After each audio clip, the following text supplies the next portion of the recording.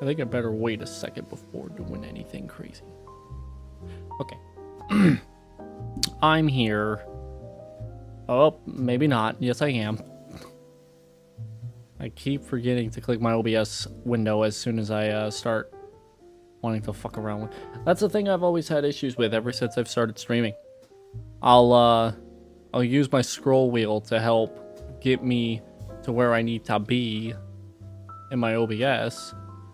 But for whatever reason, at the same time too, if I have this thing focused, then I do this.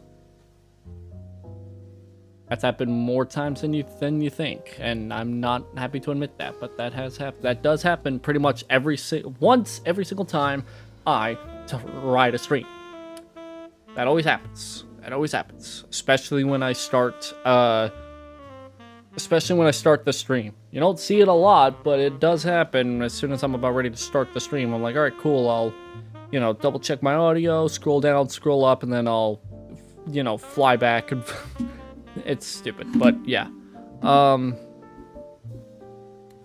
Today I kind of want to chat for a couple minutes at least. I could yap for 2 hours almost, but I'm going to try to maybe not yap too long today, because I do want to play some 2K5 and finally get that done. As I mentioned this, I think the last time, what was it? Oh, it was the last time I did Chase for the Cup, and I tried to do that full-length season mode, which I'll also do sometime, I think next week, when I'll do the next race at some point. But I mentioned briefly how I think I may not do the 2K5 game as long as I initially wanted it to.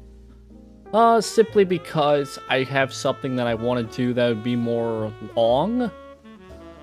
A bit longer of a run in a different game. And that will probably be after 2K5.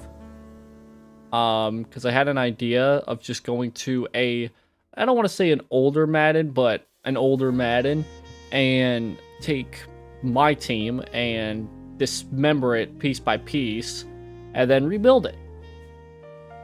Because any of the teams, any of the Colts teams that were actually pretty bad are all on PS3 and Xbox 360 gen of games, and I don't have that.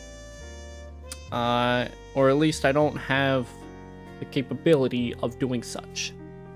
I'd much rather just do like a Madden game that everybody loves and go through that, which I think it'll just be the same results as the 2K, as like this stream in particular. I doubt anything special is gonna pop from it. But in order for me to get to that, I gotta first get through 2K5's season. And initially, I was thinking like doing 3 seasons because I thought I was gonna do this more often, and I thought I was gonna be able to make everything work quickly so that I could have done 3 seasons, but it just hasn't worked out that way. And I'd much rather just get done with 1 season and then just be done with it and move on to something new for the channel. Hello, Mama. Hope you're doing well. So that's kind of where I'm at right now with this series, with the 2K5 series that I plan on doing sometime today. Might be just a game or 2. I doubt it'd be more than 2. But something that I just want to, I guess, reiterate is that the 2K5 series is going to only have like 1 playoff run, and I'm not going to do more than a season. I think it would just be fun to do a 2K, like, maybe I'll come back to 2K5 every so often, with like a new roster and do a run. But I wouldn't count on it being like a thing that I do all the time, I guess, at the same time. I would like, keyword, like, to maybe, I don't know.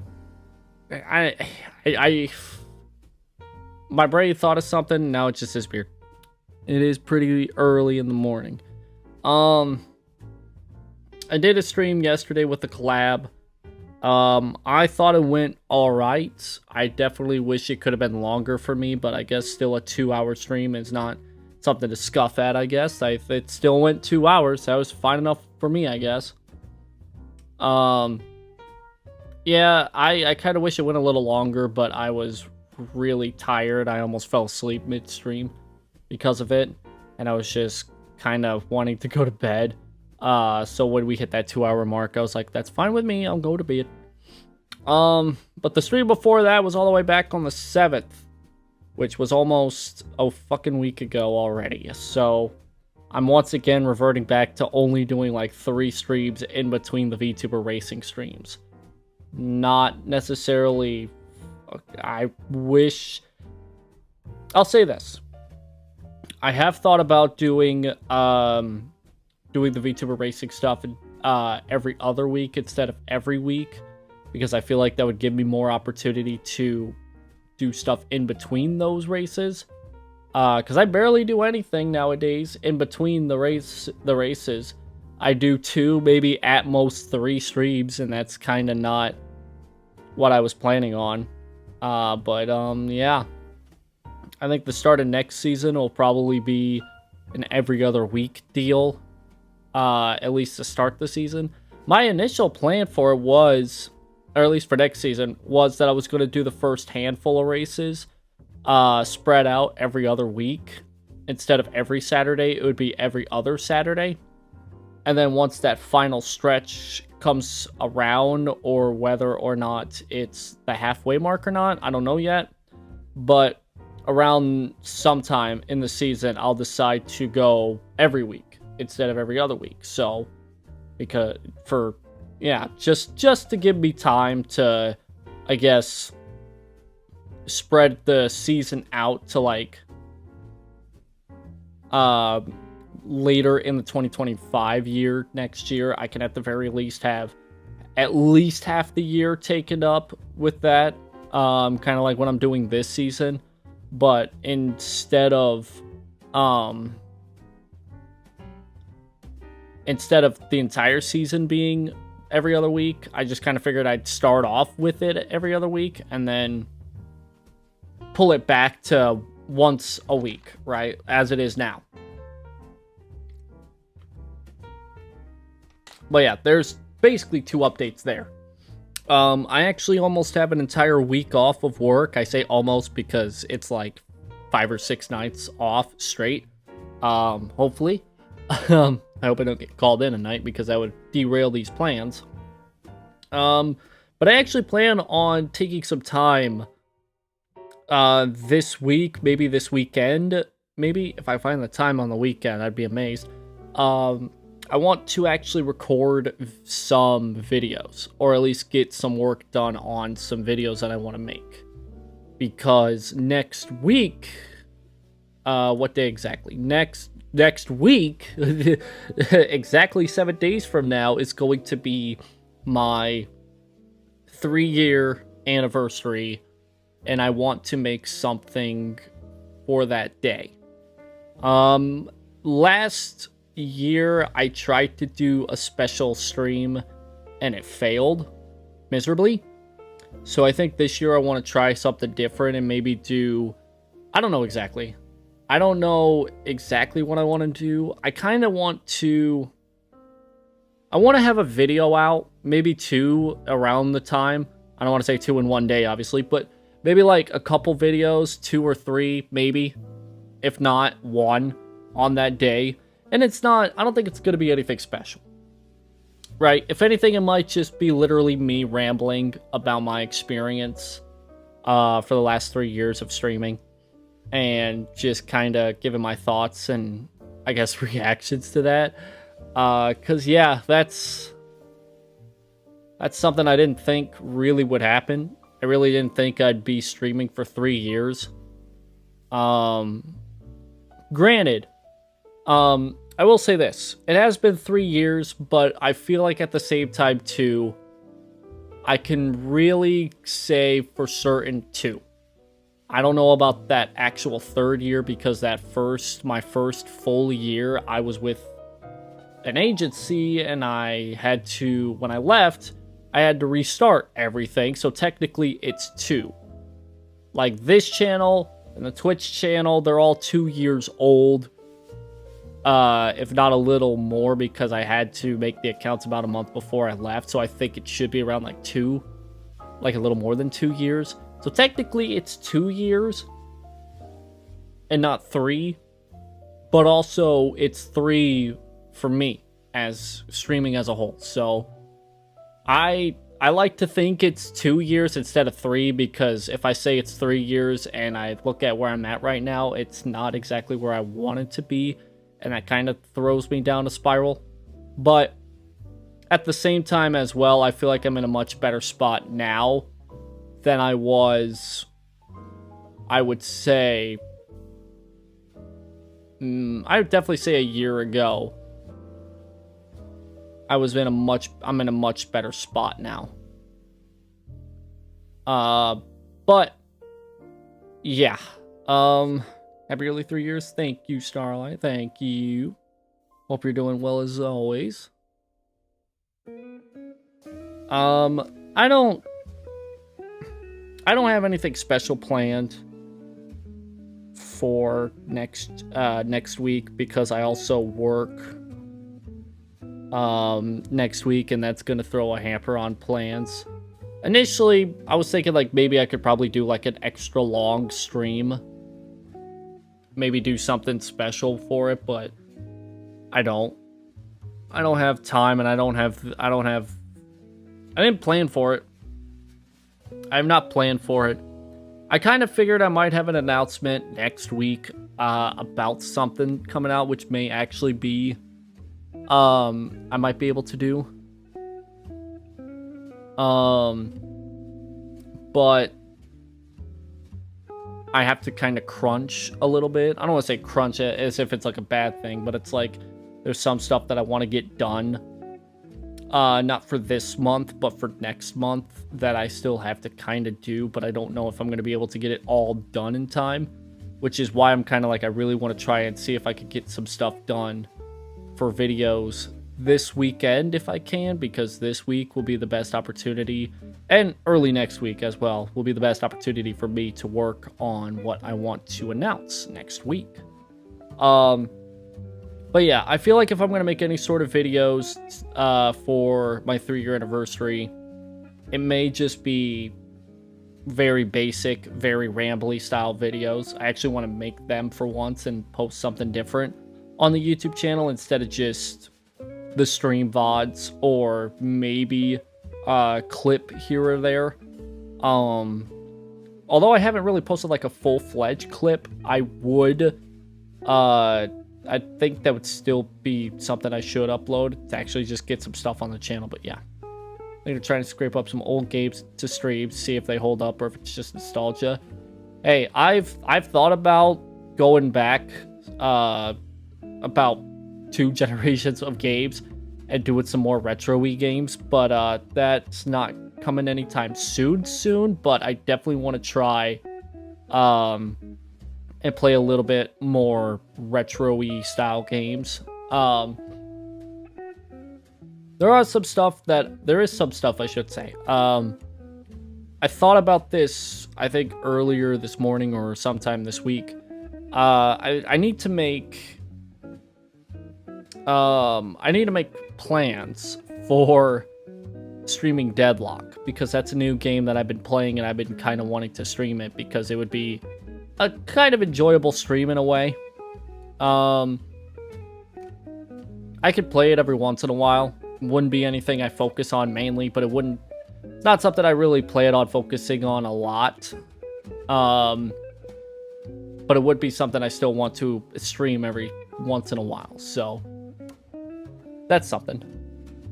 It's not out now, but I've seen people stream it. There's a lot of people that are streaming it, so it's still in I don't want to say playtest, but it's still in like invite-only beta mode right now. But it is a fun as hell game. I didn't expect to like it. at all. I'm gonna be like really honest. When I first saw it and like heard of it, I was thinking like, oh, you know, it's probably just kind of, it's just like it's like any other hero shooter. You pick a hero, you play as them. Every character's different with their different abilities, and then it's kind of like Overwatch, whatever. But then I actually played it, and it just kind of feels different. I mean, it's made by Valve, so I guess I shouldn't compare Valve's shooter games to anything else that's failed in like the past couple of months, but it's fun. Like, it's nothing like, I don't want to say it's like the greatest in my opinion, because at the same time too, I have fallen when it comes to like my love for like shooter games. I just haven't had that same drive in like years with anything from the genre, right? Combine the fact that most games you play on Deadlock are at least a half an hour long, just kind of doesn't make me want to be a person that enjoys playing it, you know, right? But for whatever reason, you play these games, you don't realize it's a half hour. You don't realize it's a half hour, 45 or 50-minute game until like you look up when you're about to like lose or win and you realize, holy shit, we've been going at it for this long, because you have to like methodically plan how you're going to attack the opposition or defend if they're coming for you. It's like, it's actually kind of intense, and it's nice, especially when you're in a VC with other people, and even better if you're playing with other people at the same time, right? Like, it's one of those games similar to God, there's plenty of games I could name this off of, where it's better to play with like people in VC talking to you, while at the same time, you know, you're either playing together with them or not. Like, it's one of those games. I couldn't just straight up play it with no music or nobody in VC. I just couldn't do that. I think that would drive me nuts.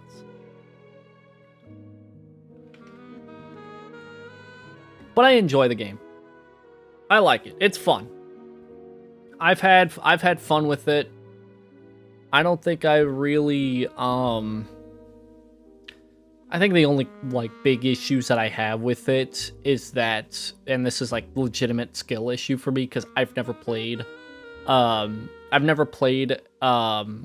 this style of game where it takes like 30 minutes at least, and then you also have to like methodically and strategically build your character from nothing to something, right? I suck at trying to upgrade my character because I have no idea what I want to do.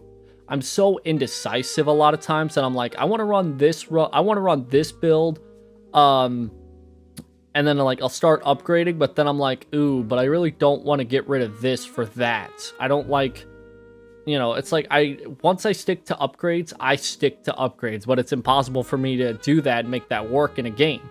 So I have to like sell some stuff I bought early on to then get new stuff that might not help me with what I just sold, right?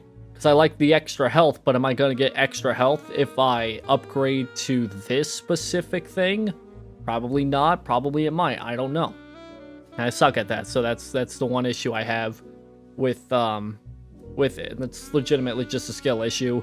I'll get over it. I guess the only other issue as well that I have with it is that I don't know. There's really not like I mean, I don't pay attention too much to it. I don't have much to complain about it. It does feel like it is next to impossible to kill anybody, and then at the same time to have a solid like positive KD ratio in that game. Because every game that I play, I am always maybe like equal to my KD, or I am like, it's either I'm equal to my KD or I'm like just absolutely eating shit, and I'm getting pwned left, right, and centered. Right? I never have a game where I have like a ton of damage and I'm like taking out folks. No, I'm not doing that. I don't think I really have had a game where I've had the most amount of damage on my team. And let alone if I do have a lot of damage, it's not a lot compared to everybody else. So it's fun though. So I'm not going to complain too much about it. It's one of those games where it takes forever to fucking get the final bullet on somebody. Unless you're like 1v2ing somebody, and then it's like, oh, or yeah, 2v1ing. Then it's like, okay, that would be a little bit easier. But yeah, I don't know. The one thing that I want to talk about as well, that kind of goes back to my 3-year anniversary. I may bring this up during like the little ramble video that I have. And like I said, I kind of plan on, if I do make some ramble videos, I think I'll make like a mini series of them where it's just me rambling for like 10 minutes, hopefully no more than 20, about a certain topic, and I'll just edit that down to something. But I think one of the things that I want to talk about is my change from being a completely variety VTuber over to more so sports centered. I don't really like to say sports because I feel like that's a bad word in the VTuber industry. Not like a bad word, but just like one of those words where just like you could say that, but it makes no sense as to why, right? Like they're not something you mix together. You don't mix VTubing with sports. That's just not how it is. But that is how it is for me. I've mentioned it before on why I made this sudden switch, and it's because I enjoy sports games more than anything else, and I really have enjoyed the stuff that I have done between college football, 25, iRacing, even the VTuber racing series. I think that's top tier for me in terms of what I do, and even then, I would say that there's still a lot of stuff I could do to either improve or even like do more of, right? I have thought about doing more commentary stuff, right?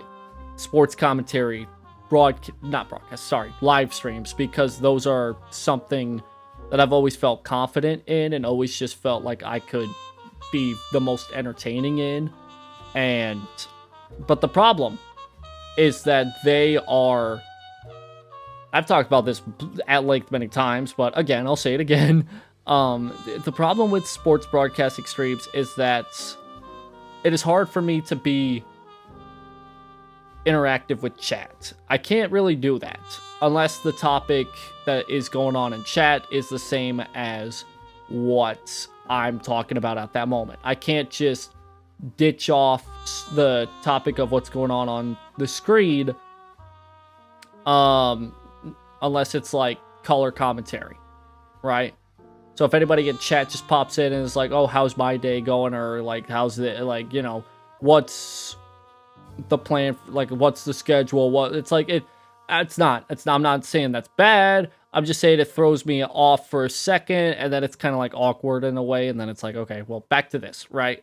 But I'm not saying that's like a no-no. It's just, it's hard for me to be completely interactive, is what I'm trying to get at. It's hard for me to be 100% like I am right now when I'm doing something like the VTuber racing series. I just can't. It's hard for me to immediately switch back and forth in those streams compared to now, where I can, like, if the chat was bringing up anything, then I could easily pop that topic into words and stuff like that, talk about that. Or if there was a comment, I could easily talk about that, you know, that kind of stuff. But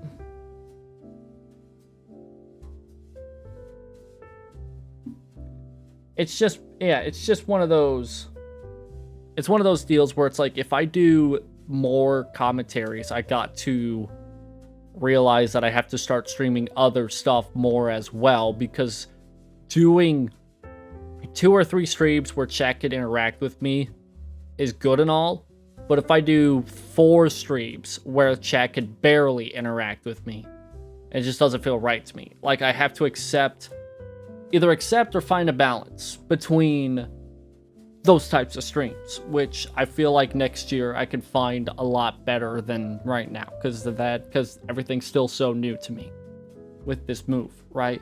And ever since my comeback from hiatus back in, I think, June, yeah, that's where I came back in. Ever since I've came back from hiatus, that's really all I've been doing. It's just a lot of sports stuff. I mean, I've kind of been doing sports stuff all 3 years of my time, but more so than not, I would just be doing other stuff, such as a random game like Terraria or Pal World or Borderlands 2 or Helldivers or BattleBit, Euro Truck Simulator, right? Just to name a goddamn few, right? It's just one of those deals where that's really all I've been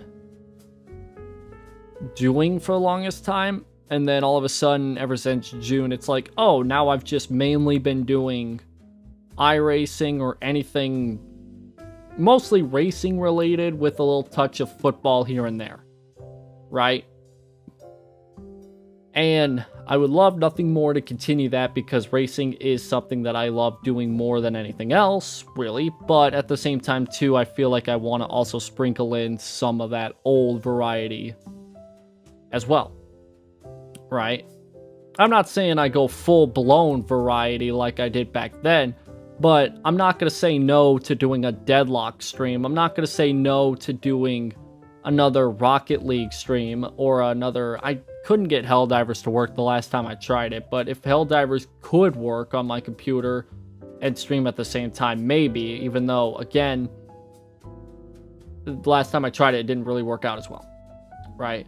But, you know, GeoGuessr or BattleBit, right? Even back into the VR with Euro Truck Simulator, it's like, I'd be fine with doing any of those every once in a while, but never am I going to really focus on them too much because that's hard to do. And I didn't really enjoy it as much as I do with the, you know, football and the racing and the... There's also going to be some other sports too that I want to attempt to do at the same time. But I'm not going to be able to do it quickly because I have some other commitments right now. Okay. But that's just how things are. And it's not great completely. Because when I've built bridges with a lot of VTubers and a lot of people over the course of 3 years, it's just kind of hard for me to immediately be all like, oh yeah, I'm a sports person. And then it's like, oh, I mean, they will not fucking care about watching any of my streams, I'll tell you that much. Like, I can meet another VTuber, that's fine, you know, we could talk, but I doubt they're watching any of my streams because I'm sporty. And who the fuck watches sports if they're a VTuber? Again, those two don't mix. And they can't. It's never worked. Rarely do you ever find VTubers that are actually this fucking sporty. But, I told myself I would I told myself I don't want to hold myself back from letting loose whenever anything sports related comes up, right? Because I'm sporty. I like sports, all kinds, right? I'll watch any and everything, right? But telling you this, after streaming for 3 years, I still feel like I'm doing that. Right? I just kind of like hold myself back because it's like, okay, I know you like this thing a lot. I know I could talk for hours about football, but no one's going to care. No one's going to care, and they're going to click off before you know it. If I get too yappy about something, I'm going to drive away more than I'm going to bring in. I know that's not something I should be thinking about, but at the same time, too, I kind of also want to, at the very least, be relatable to a degree. That way, you know, I'm not just a fucking alien in the VTuber industry because I like sports. Because, like, I can talk a lot about racing. I can. I'm I'm not much of a car expert by any means, but I can definitely be all like, dude, I fucking love driving whatever at whatever, right? And then when it comes to like football, it's like, yeah, I could talk all fucking day about it, right? Everything that I've seen in week 1 in the NFL and everything from week 2, yeah, of the college football season, I can do that, right? I could talk for hours about it. I kind of want to at the same time, but I'm also kind of holding myself back for a minute because I know that as soon as I do that all the people that come to watch me and listen to me, they're gonna be all like, damn, I can't relate. All right, going over to a Honkai Star Rail stream or something like that, right? I don't know. Is it wrong for me to think that? Yeah, probably. But again, VTubing and sports don't mix. It's not a good mix. But I still do it because it's the only thing I fucking love.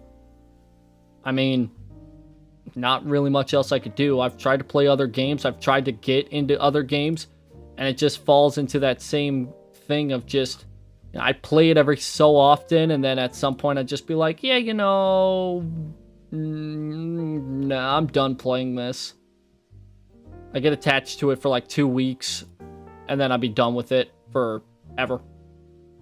The only thing that's been really consistent on my channel ever since I've become an independent VTuber is iRacing.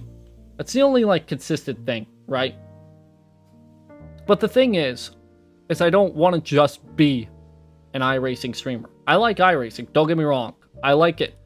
And it's fun as hell. And anytime I fucking stream it, it always gives off like at least 5 clips per stream. Even if it's a 2.5 hour stream, it's always fucking 5 clips at least, right? Because of how much stupid shit that goes on in those streams. But the other thing is that I want to not necessarily just be one game centered on, right? Now for genres, I mean, I kind of have to settle into a genre at some point because being variety was just not the right call in my opinion. Because of how I stream, it's like I'll stream something for, like I said just minutes ago, I'll stream something once, maybe twice, 3 times, 4 times in a month span. Never will I touch it again because I'll just get disinterested in it. And every so often I'll be like, yeah, maybe I should stream it again, but I feel like it's too little too late, or it's been so long that I don't really think it's worth streaming anymore. And then it gets relegated to my I'll play off stream maybe games list. But yeah, I don't think I could do iRacing more than more than twice a week if I have the time to do it twice a week. Because after then again, iRacing can always just be fun as hell to do no matter what. I could play it the entire week if I really wanted to, right? And I guess that wouldn't be too bad of an idea at some point, but right now it's just like not on the cards, not on the table for me, I should say, because I don't want to be known fully as an iRacing streamer, right? I like it. It's a fun game, but at the same time too, it's also not my account technically, so I don't want to use it a lot. I also don't want to have people thinking I am who the username because that's what happened on the last iRacing stream, not gonna lie. But again, it's just, I just can't change. You can't change names on iRacing, and that account was made using that name, and yeah, but it is what it is, I guess. Not much I can do about it. But like I said, I want to focus on all different kinds of sports, right? And just do what I really want to do, right? And I have ideas in the future that I want to start at some point. But in order for me to do that, I need to get through commitments that I got right now for gaming, right? Which is, like I said, 2K5, which I'll get to here momentarily, maybe. Not momentarily, but here in a little bit. There's the 2 NASCAR games that I'm playing, the 2 older NASCAR games, Chase for the Cup and Thunder. I'm going to get through those eventually. It'll be a while, but if I get through those 2, then new stuff will appear from there. The VTuber racing stuff, especially with the 2024 season, that's coming to a close. But as soon as that thing comes to a close, then stuff comes up for the next season. Although that probably won't be till winter, where things start picking up for that, because it's 2025 season and I want it to be going on during 2025. But yeah, there's some stuff that I want to do. And I want to get stuff, I don't want to say ready for it because it's way too early for it, but I do want to do more broadcasting style streams. Because I like doing those. Those are fun as hell to do. I mean, I wouldn't do them if I didn't like them. It's just they take a lot of fucking time to set up, and I don't know if it's worth setting up half the time, because a lot of times it's not really worth it at times. Like, I like doing them, and I like setting them up, but then, like, if it goes wrong, then it just feels like a shot in the chest. I guess that's with all streams. That's just how they are. That's just how streaming is in general. Like, it could be a bitch to accept that something just did not go right. A project or like a game or an idea that you had just didn't go right. And that does happen. And when that does happen, it sucks. It sucks. But yeah, I want to say that I have a stream coming up tomorrow. And if it's not in the morning like right now, it'll probably be in the afternoon. And if it is in the afternoon, it'll probably be iRacing. Because iRacing's at some good stuff this week. And I would love to race it. I also want to try and do more college football, I think so. What was the other thing that I had planned? Oh, yeah, Deadlock. Yeah. So, if I stream anything tomorrow, it's going to be iRacing. What would probably be the next stream after that, which would either be Sunday or Monday, depending on when I wake up Sunday, would probably be Deadlock. Because that game's would be my newest addiction. But honestly, it might be Deadlock tomorrow, but I know that the next 2 streams that I want to do, that aren't the VTuber racing stuff, series I should say, is Friday would be either iRacing or Deadlock, and then Sunday, if not Monday, would then be whatever I don't do that day, if that makes sense. Just because I want to get my fill in with iRacing for the week. And then I also want to try out Deadlock on stream and see if that does anything. If it does anything. If it doesn't, oh well. If it does, cool. Right? But, like I said, it's not something I plan on streaming all the time. Maybe every once in a while, but if I do stream Deadlock, it's not all the time. Just something that I could do and whenever I'm bored and I don't have any ideas for stream. There's also one other game that I would like to update on, and that is NHL hockey series. I did 2 streams on it, and I don't think there's going to be any more of it, simply because I have not touched NHL 24 since the last, maybe like a couple days after the last stream. And I think that just goes with the fact that I've just barely touched my PS5 other than for CFB 25.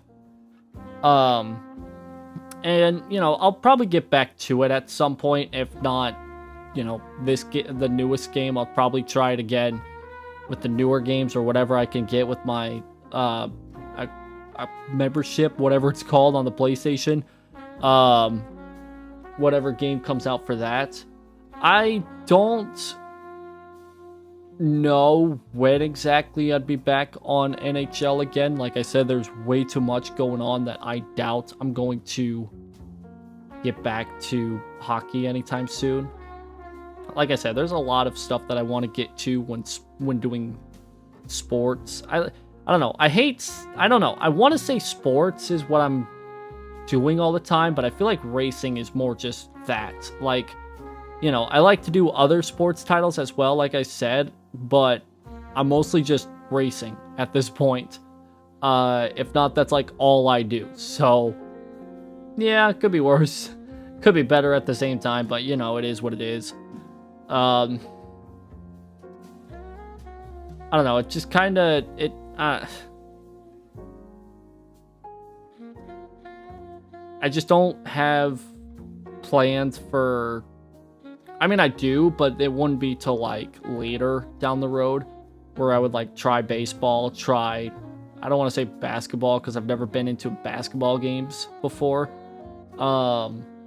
Basketball is like, it's like I will watch the fuck out of basketball, don't get me wrong, but I have not played a basketball game, I don't think ever. I think I've played like a few NCAA games, and maybe some NBA games here and there, but like barely would I ever say that I've played a ton of it. And I don't think that's something I'm going to do on my channel, either way. So, I don't know, it's just, I'm trying to like figure out if I want to label myself as a sports VTuber or a racing VTuber, because either way, that's what you're seeing a lot of. But I guess no matter what I choose, it's still VTubing, so it's whatever.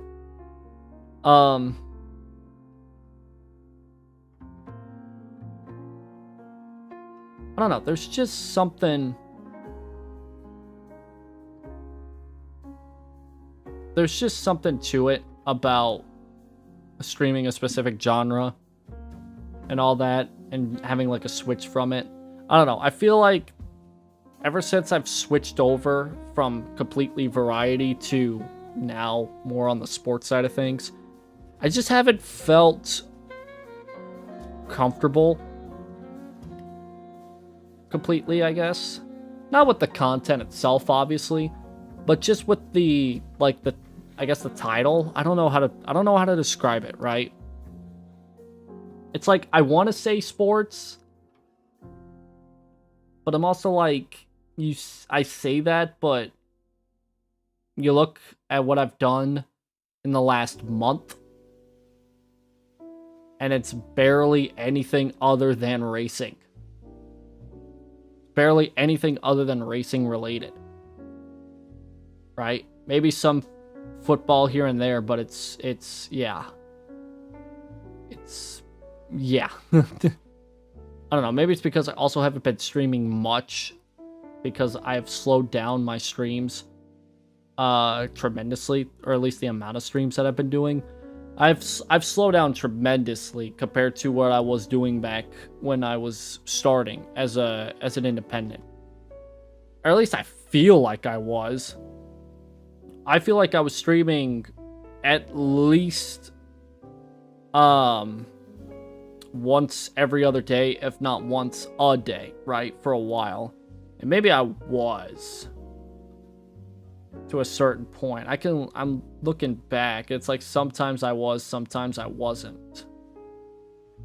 But I don't know. There is some ideas that I have for content, don't get me wrong, but it's hard as hell for me to go through with it because I just simply don't have the time a lot of times to do it. I want to, at the very least, have a couple days where I have a couple days off, I guess. And unfortunately, there's just been a lot of those times where I've just said, all right, fuck this, I'm going on hiatus for like a couple days. I briefly mentioned this on my socials where I was just like, yeah, I just don't feel great right now. I'm going to take a few days off. And then like the next day was the collab stream, and now today it's like, okay, maybe not. Maybe I take that back.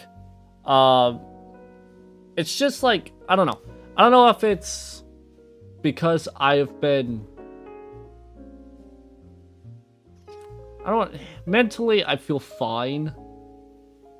Maybe frustrated's the better terminology for, I guess, the best way to sum it up, I guess, at the same time. But like, when I say frustrated, it's nothing stream related.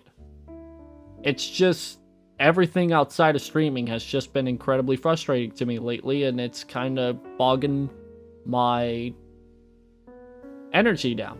Not even like motivation, not even anything like that. Like, I don't try to take it out on stream, right? Or do anything to make it to it's a lack of streaming for whatever reason. But it's like, no, it's just energy-wise, like yesterday and I guess subsequently today, I've just had no energy because of the shit that's going on outside of streaming. And it's like, it's kind of a pain in the ass. Because I really want to stream. Like, here's what happens, okay? I will have very low energy levels on occasions, right? Whether it's a change of some sort of change will happen for the better or for the worse, and then it ends up killing my energy levels, and then I'm just like in a rut where I'm just like, all I want to do is sleep, maybe watch YouTube, maybe watch TV, maybe watch something, but barely do I want to get out of bed, barely do I want to do anything but just fucking relax. And then even if I sleep 10 hours, I'm fucking tired as hell. I don't even want, like, my energy is completely fucked, right? And then because of that, I don't stream because I'm like, you know, I want to stream, but you know, I'm gonna fucking fall asleep midstream, or I'm gonna sound so tired that I should just retire on the spot and, you know, whatever, because I'm gonna have like 30 comments telling me to get water in my throat or go lay down or go and, you know, fucking snort something to get energy, fucking whatever.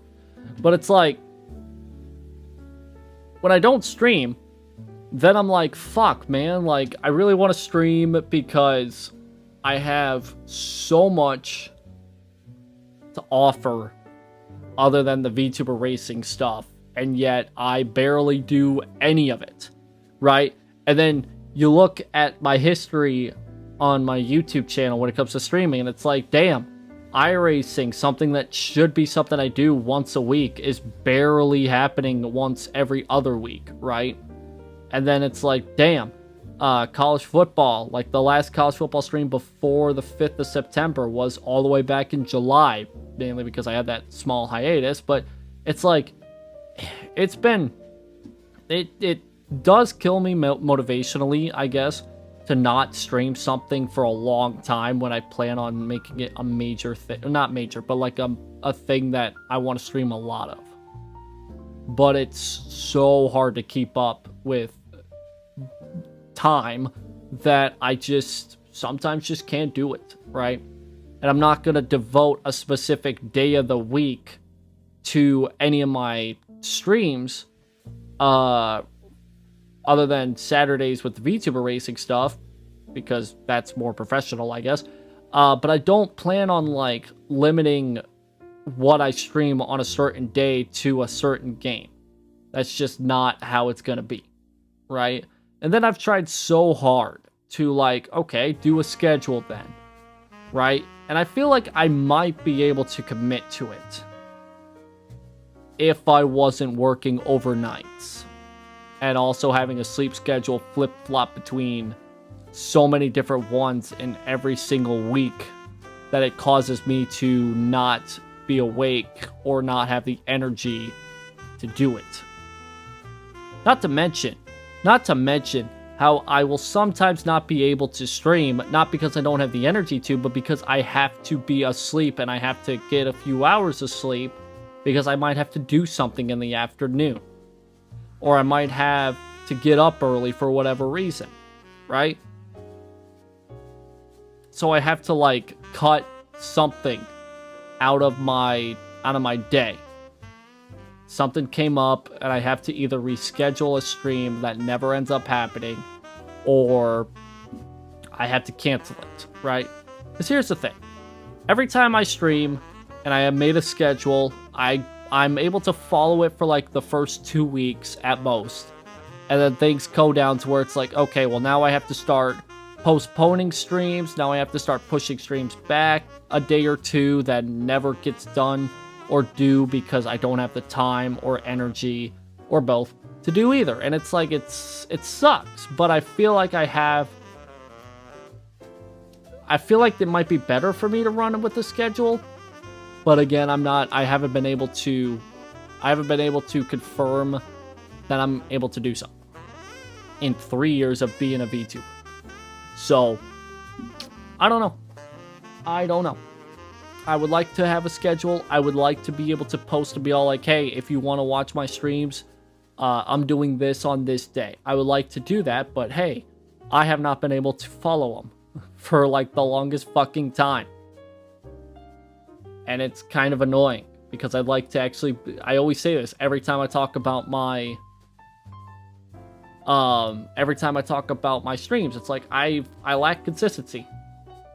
And I never have been consistent ever in my 3 years. And that's what's been killing me.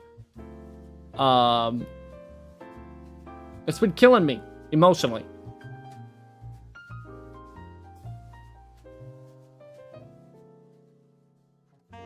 That's just how it is.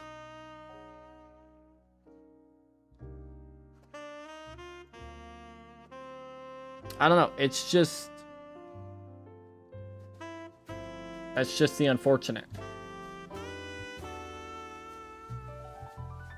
I would like to.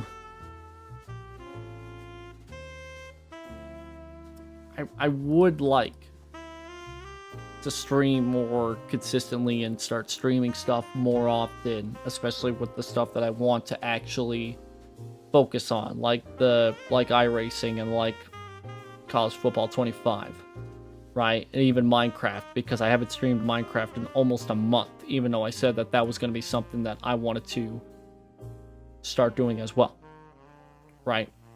But again, it just goes back to just not having the energy or motivation to do it, to stream as often. And then when I don't stream, then it just gets to a point where stuff gets pushed out longer and longer and longer, and it never fucking fails. But I will say this, okay? I am going to try my very hardest moving forward for my 4th year as a VTuber. Okay? If I haven't yet already. I don't want to try and get myself burnt out again, because that has happened in the past, and that is something I don't really want to do ever again. And that's why I limited the stuff that I stream to what I have been streaming the last few months. Because whenever I was a very big variety VTuber, when I was playing any game and every game, I guess I should say.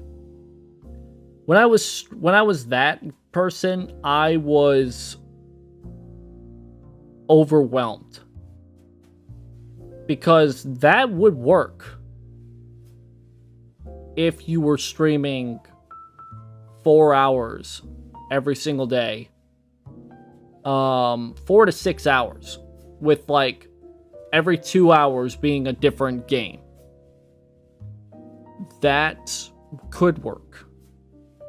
But not when you can barely make it to 2.5 hours for one game and then have to end stream because you're tired. And then add on top of that, you're not streaming every day, you're streaming every other day at the very least. Most times than not, you are streaming every 2 days or every 3 days, but you don't have consistency. So it just gets to a point where it's like, I should stream, but if I don't know what I want to stream, then it gets so overwhelming, I don't end up streaming anyways, because I don't know what to play. That's how it always was. But now it's like, okay, now I know what I want to stream. Now I have the ability to pick only a few games to play. And then if I do pick one of them, I can play it for a couple hours and be done with it and feel satisfied. Right? Then I also have a lineup of games that I do want to play that I ain't playing right now, that I will play in the future. Especially in other sports such as baseball and hockey, eventually. There's also a ton of racing games that I have yet to play that I should play. I have thought about going through Need for Speed Underground for a second time. I did it once before, but that was on my agency's account, and I feel like now I need to do it once more, just so I can have that and Underground 2, because I want to go through some Need for Speed games in the future, so I feel like that's something I should add on to the list.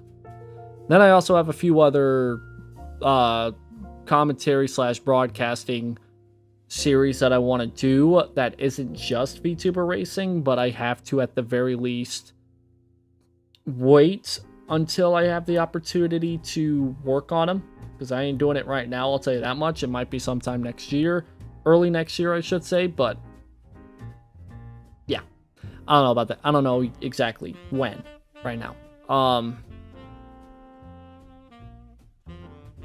I really don't think I'm going to be able to get to 2K5 today, because I have barely yapped through whatever I wanted to say. I feel like today's just going to be a chatting stream on accident. Oops. That's fine. Since I don't work at all till next week, I can at the very least, I think I could maybe muster up something Sunday night for 2K5. I could probably do that, because I'll probably be up during that time. Because I have still yet to yap through a majority of what I've been wanting to say. Also, hello Soren, hope you're doing good. No sleep, gang, dude. I just got off work and I'm ready to go to sleep, except not really, because yeah, okay. I'm gonna remake my stream titles real quick before I continue yapping.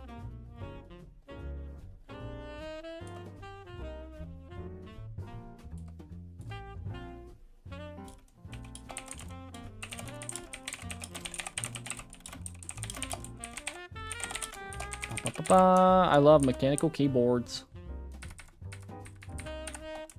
Everybody can hear what I'm doing. Alright, cool. Now I have to switch this YouTube stuff.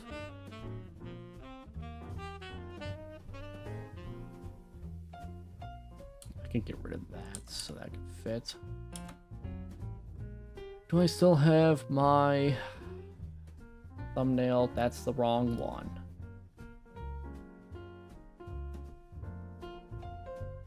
Do I have that somewhere?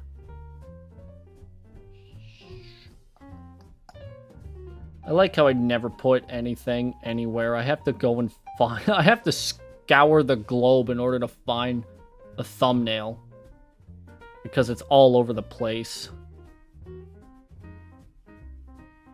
Where the fuck is it? Manifesting a job interview because the manager is making me want to quit so bad. I love coworkers. I hate that feeling so much. I know that there's been something like that I've been feeling with my job, but it's kind of not completely the same, but it's like I have been wanting to look for a new job because I've been needing more hours. I say needing, but more so wanting. I've been wanting more hours, but I ain't getting the hours, and it's kind of annoying. Despite me going up there and being all like, "Hey, I kind of want to you know, more hours, all money." They never give it to me, and it's kind of annoying, which is kind of weird to say, because it's like you would think I really wouldn't want more hours, but it's like, I like my job. I want money. Where the fuck is it? I'm still looking for this goddamn thumbnail to put on the YouTube, but I can't find it. All depends on the situation. Yeah, it does. It does. I've been lucky in my in my life to have a job where I'm not too much of it's not too much of a pain in the ass. And it's just one of those deals where I wish I could have worked more hours, but they just don't want to give it to me, and it's just kind of Kind of shitty. All right, I'm not gonna find it, so I'm just gonna give it my scuff. Yeah, I'm just gonna give it my fucking scuff up thumbnail. I'll see if I can find it later. Did it save? Yes, it did. Cool. All right. Apologize for anybody wanting to watch a stream where I play a sports game, although I doubt that more than half the people watching this cared. Instead, in playing a sports game, I'll yap about sports. Eventually. Yeah, thankfully, since I work at a job where I can at the very least have a halfway decent time most nights, that's allowed me to stream a lot more often than I feared. It's just, again, I don't know. I still don't know how good morning streams are, despite me doing them for so long that it's weird. It's weird to me thinking that I've been streaming more in the mornings than at night. I never do night streams anymore, but I feel like now that I've streamed for the last, ever since I was independent? Ever since I became an independent VTuber, I've always streamed in the morning. So I don't know if it's better for me to stream in the mornings or if I should try and stream in like the... I know for a fact I can't stream too early in the morning, so I'm trying to see if I can maybe do like mid-morning, like close to afternoon streams. But even then, it's like, I don't know, right? Because like there is a specific time that fits perfectly for a bunch of VTubers and I could never find that time, right? And then by the time I do find that time, I'm probably going to be moving to Japan around that time frame. And I then have to try and find it over there, which would be a pain in the butt. So yeah, that's just how it is. Managers just micromanages a lot. Makes me want to break down sometimes. And all I do is bartending. Yeah, I'm glad none of mine are like that. I'll tell you what, when you get a job where you don't deal with that, but you're so fucking used to that, it feels weird. Like, I've had a fair share of experiences with that kind of shit, and it's weird finding a job where the manager or anybody that's in charge there is like, oh, you know, you can make a few mistakes, you can do less, you could do this and do that. It's like, oh, fuck, that's not what I was expecting at all, but all right. So I worked fast food, I worked retail, it was a bitch. And it always is, and it always will be. So, like, when I went to work at this hotel job, and it's like, oh, not only is it very peaceful, but, you know, I don't really have any responsibilities. Other than just front desk, and, like, since it's middle of the night, barely anybody comes in. It's like, oh, shit, I feel like I should be doing something. I feel like I should be, like, on top of stuff, and then, like, if I'm not, It's weird, but understandable. Like, I've experienced so much BS in a workplace that it just kind of feels, I guess, more weird. I don't know how to explain it. Morning has a chill vibe. I think it depends on when your viewers are more awake.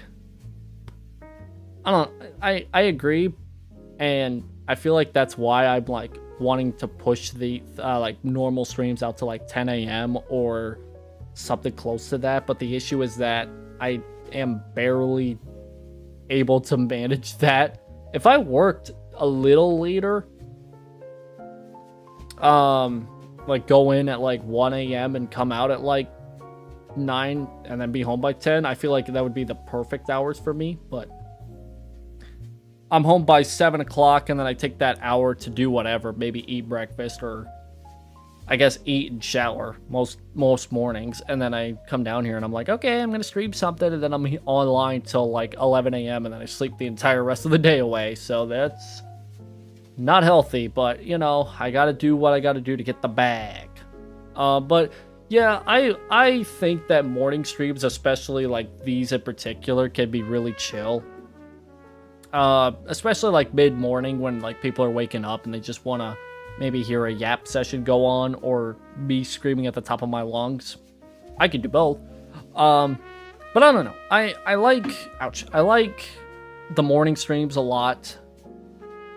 But the reason why I still feel like for them is because everybody that I connect with as a VTuber is asleep or not active at all. And it's weird because you think that that would not be the case because most of them are streaming in like the afternoon or the early afternoon. And then, like, if they're not, I don't know, maybe it's because I'm thinking, like, you know, maybe they might be as active as me, going on, like, people's streams and stuff like that, but it really isn't the case half the time. I mean, I don't know. I think it also doesn't help, too, that when I started VTubing, I was mostly a late afternoon streamer, and that's kind of where I built a foundation of a base was, because I was getting raids. Not every night, obviously, but like every so often I'd get like a handful of raids that would then build something. But at some point when I became independent, I think it was because of my last job too, where I was also overnights, I was like, you know, I might have to stream in the mornings because I won't be able to wake up early enough to stream before going to work. And then at some point, it just got to a point where if I streamed anywhere after like 6 p.m., it was like hell. Hell on earth, to say the least. It was hell on earth. Because it was just so empty. Like I don't know. Maybe it's because everybody's active during that time. But it's such a shitty fucking time for me that I just don't ever plan on streaming unless it's a collab, which I could work with, but again, it goes back to I'm going to stick to mornings as my main thing. But if anybody wants to collab doing like Apex or something stupid, that's fine. If it's fucking midnight, I'll try to make it work. But my god, do I not want to mainly stream typical stuff during those times, unless it's like a, oh, I gotta get this done kind of stream. Which could be Sunday. Depending on the Sunday night game, I guess. I don't know. Somewhere between 2 p.m. to 4 work for you. Yeah, like the other thing that I was gonna mention before getting on that tangent was the fact that it's like, I'm just more so shocked that like I don't get, and I'm not saying that's like bad thing or whatever. It's just like I suck at connecting and networking with VTubers that also are active during this time frame, because I've been doing morning streams. I've been doing morning streams ever since I became independent, which was about 2 years. Right? And ever since then, you would think I would probably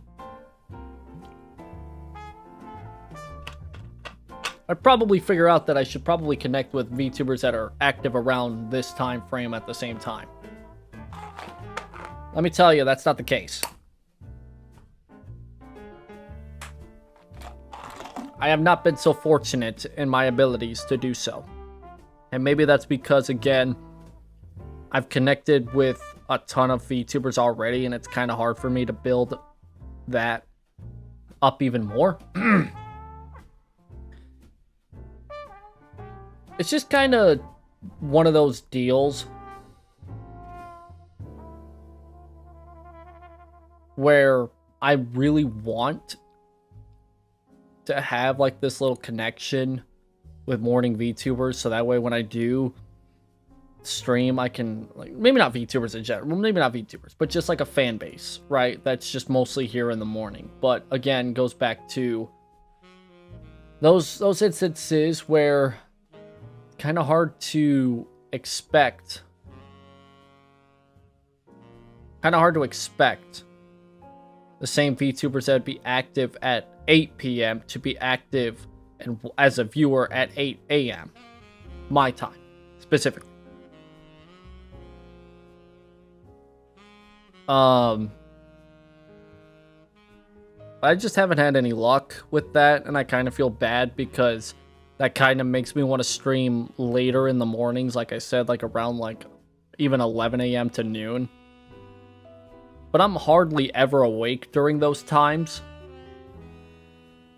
Unless I'm like falling asleep early in the nights, but I can't because listen, there's people active all 24 hours of the day. For me, it feels like. And it's hard for me to say like, okay, I can fall asleep at like 9 p.m. because that's not possible. I'm gonna be talking to my personal friends, right, during that time. Most nights. If not, that might work. I don't know. If I could somehow get like a stream to go on at like 11 a.m. or something like that consistently, then maybe that'd be the best case scenario. That's why I was also hoping too that if I got another job like this hotel job that I could probably work mornings instead of third shifts, because I could probably make it work to where if I wasn't streaming early in the morning, then I could maybe stream at like 4 p.m. because that's when I would be home. It's streaming, so I would at least have like the evening hours, which would be fine. It would work better for me. But the morning hours are just really hard to work with.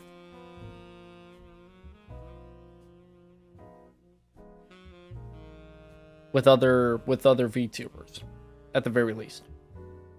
I'm not able to get first shift whatsoever. I could do seconds. I say I could, but I wouldn't be able to get that to happen at work. But if I were to be able to get that to work, for work, I would be able to stream a little earlier before I go to work. And then I'd be able to stream maybe around like the midnight hours or something like that. Although I don't know about that. It's either I stream in the mornings or I stream in the middle of the night.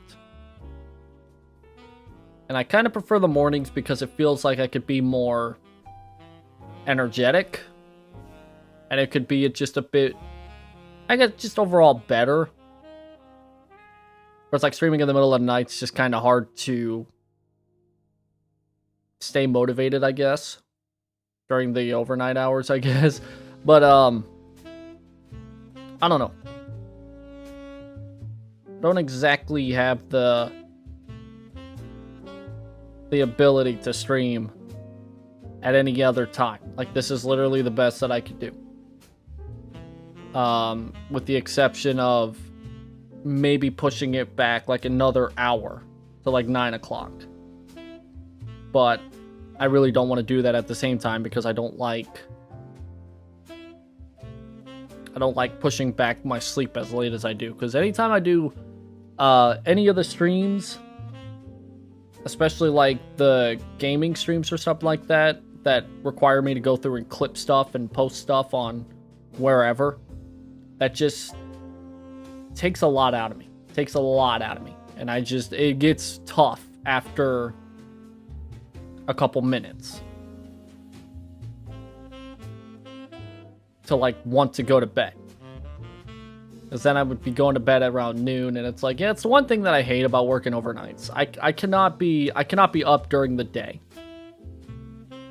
and my only opportunity to do anything like that, my only opportunity to like keep up with like a normal sleep schedule would be like if I have like a week off, which I kind of do, right? So I could sleep very little today and make it work the rest of the week with my sleep schedule. But my God, it's not healthy. It is not fucking healthy whatsoever.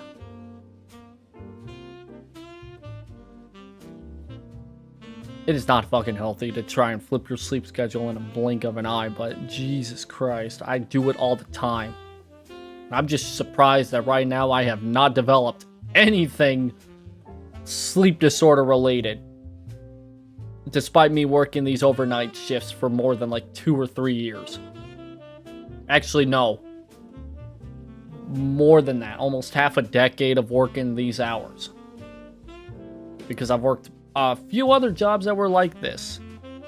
With these hours. And I've had to flip schedules and sleep schedules all the time. And it's just a pain in the ass. But it's how it's always been. And that's how it might be until I fucking move.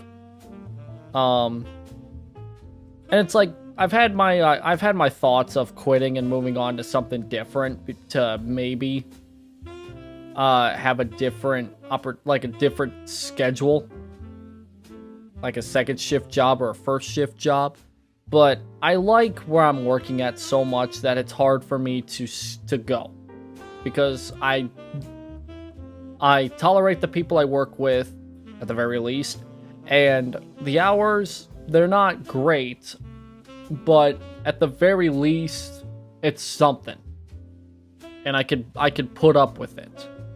Right? Which is what I wouldn't be able to do at a lot of other jobs. So it's like, I don't know what opportunities are there for me. So I guess I just have to stick with what I got. I just don't think there's anything better for me for shifts, and that's just how it's gonna be for the next couple of years. So morning streams are just it's just how it's gonna be, and if it's a good thing, it's a good thing. If it's a bad thing, oh well, right? I've had opportunities to, switch it up to where I'm mostly streaming evenings or midnights, but in the end, mornings, it's easier for me to stream in the mornings than anywhere else. So there's that.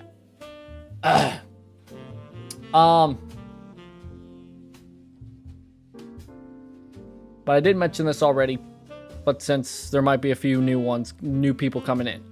Next week, 7 days from now, is my 4-year anniversary. 4-year? Did I say 4 or 3? Is it 3? Yeah, 3 years. Not 4 years, 3 years. I keep thinking it's 2025. Calm down there. But 3 years since I started Vtubing. And I don't have anything special planned stream-wise. I might have a video or two around that time coming out. I might stream something during that day, depending on if I have the energy or not, which I should. And when I do, I'll probably have some sort of announcement, hopefully. And by that point, I'll be able to... I was gonna say I was gonna do like something special stream-wise, like something I haven't done in a while, but I have no thoughts on that. I think if I stream anything, it's just gonna be another typical stream day, but it's just gonna be me like chatting, kind of like what I'm doing right now, but maybe not so much at the same time, because I'm probably gonna make a video doing that same stuff. Anyways, but it's next Thursday, the 19th.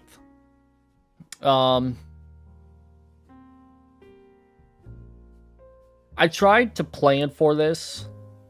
I tried to kind of do something special with it, but I just couldn't think of anything. And by the time I did think of something, I was like, yeah, I'll just make a video on it. I think it'd just be better to do a video on it instead of streaming. So if I do stream anything, it'll probably just be, if anything special comes out, it'll be like just a simple announcement being like, hey, I have something that I want to give off, right? But again, I don't know if that's going to be the case or not. I don't know yet. We'll see. And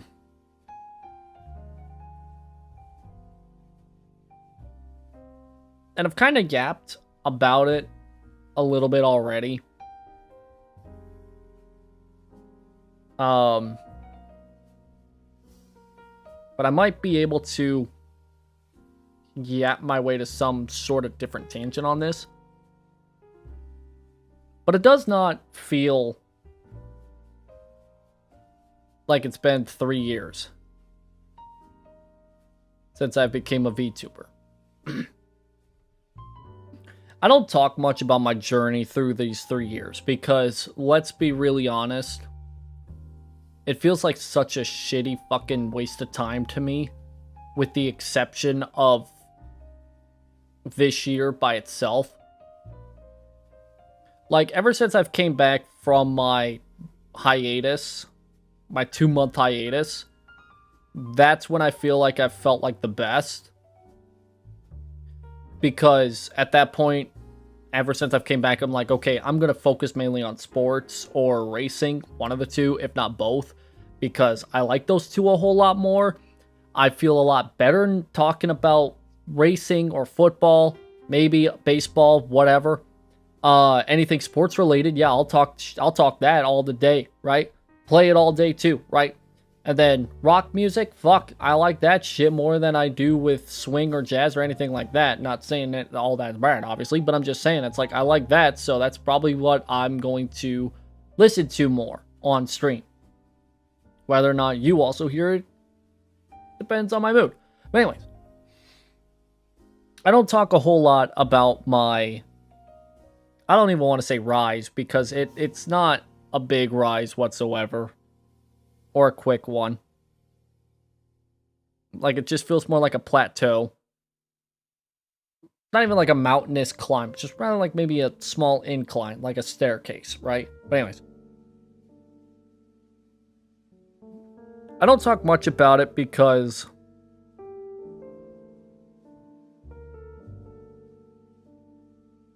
I can barely recall a lot of stuff that I've done in the last 2 years that I enjoy. Well, not the last. The first two. Not last. First two.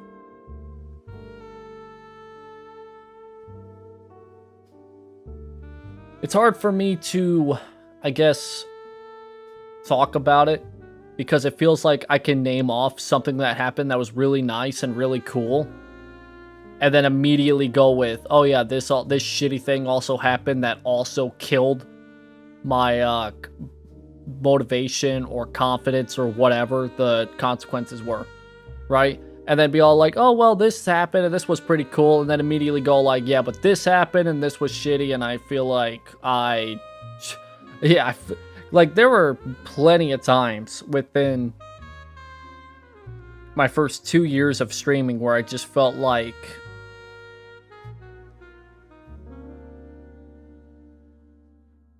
just complete trash. Mentally and emotionally, just, let me tell ya. I can't talk much about it because it would probably get me in trouble with people that are close by, that are close connected with certain VTubers.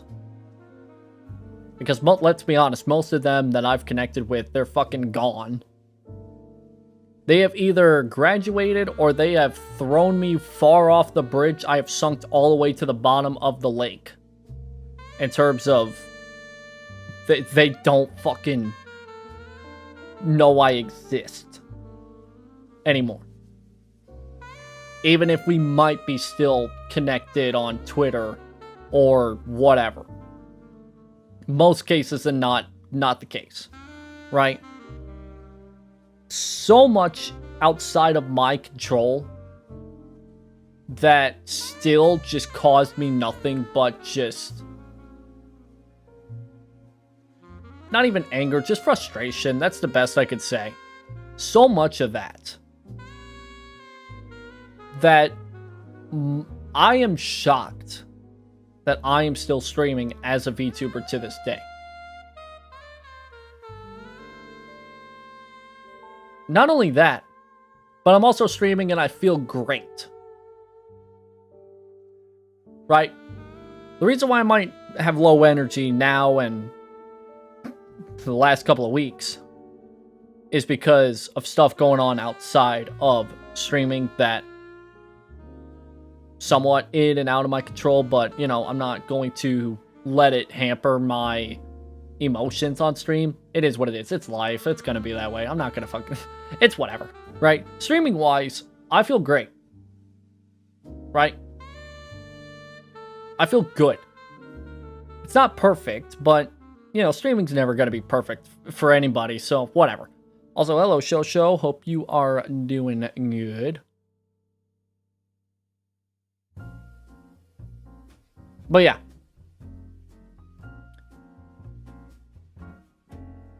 That, like, me feeling this good about streaming probably is the first time, if not in a long time, ever, that I have felt this good with stream. Right? Just woke up, man, I feel that. I mean, I haven't woken up, I'm about to go to bed. Not anytime soon, though, but, you know. I'm closer to going to bed than I am waking up, I think. Anyways. I'm gonna scoop myself up a little bit. Okay. So, anyways. Coming through the last few years of streaming, the first few years, not last, first few,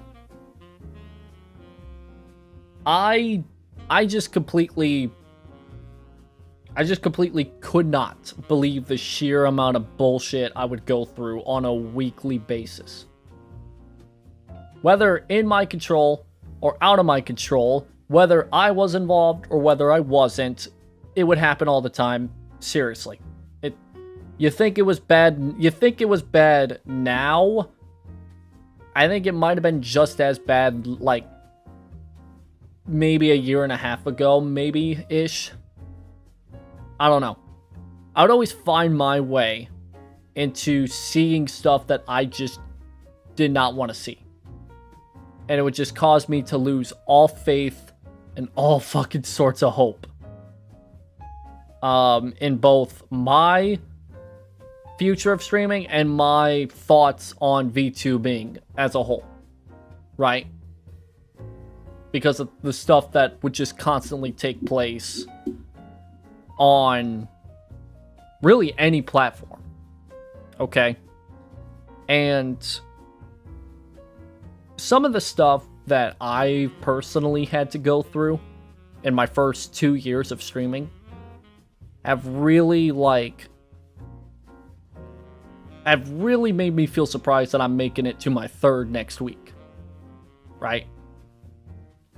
Because I have seen so much shit in the last... I keep saying in the first 2 years of streaming that I feel like that is all I need to see for the rest of my life. And if I see any more, I'm going to lose the final remaining bits of hope for streaming. Not really streaming, but just as a fucking VTuber as a whole. It's like, But, it's saying that, when I started the VTuber Racing series, that's when I feel like I started to realize it ain't that bad. Streaming ain't that bad. I've kind of distanced myself on purpose from other VTubers and other things going on because of what I went through my first 2 years. Okay? When I started off VTubing, I tried to collab with as many people as I could, as often as I could, because I thought that was the way to go about things.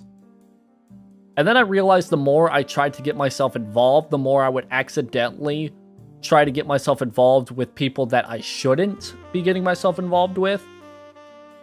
Even if it was a person inside an agency, or somebody that everybody seemed to care about. You get to know them off stream and you realize that they are the worst human beings on the fucking planet. Doesn't matter if they're in an agency or not, there's people out there that are fucking horrible people and they're VTubing. Right? Because they can play a character and they cannot, you know, they cannot, their real identities can't be seen as easy as just an IRL flesh tuber or whatever you want to call them. Right? Like I said, I've experienced so much stupid shit in the first 2 years of streaming that making it to my third has been a exceptional feat in of itself. Right? Because it's just, you can see it on like Twitter or whatever, and you could be all like, damn, that's fucking terrible, that shit sucks. But imagine being one of those guys or gals that went through one of those instances. It ain't fun.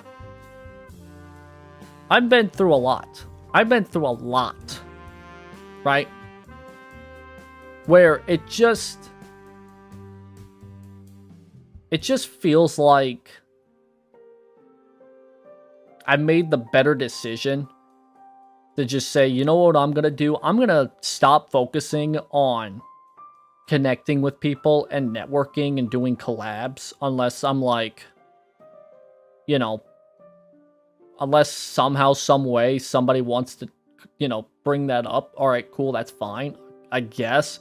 Most times than not, I don't know. It depends on circumstances. Sometimes I'm just like, I prefer to be by myself. Sometimes I prefer to, I don't know, prefer off collabs. I don't know. I say that, but I'm not active.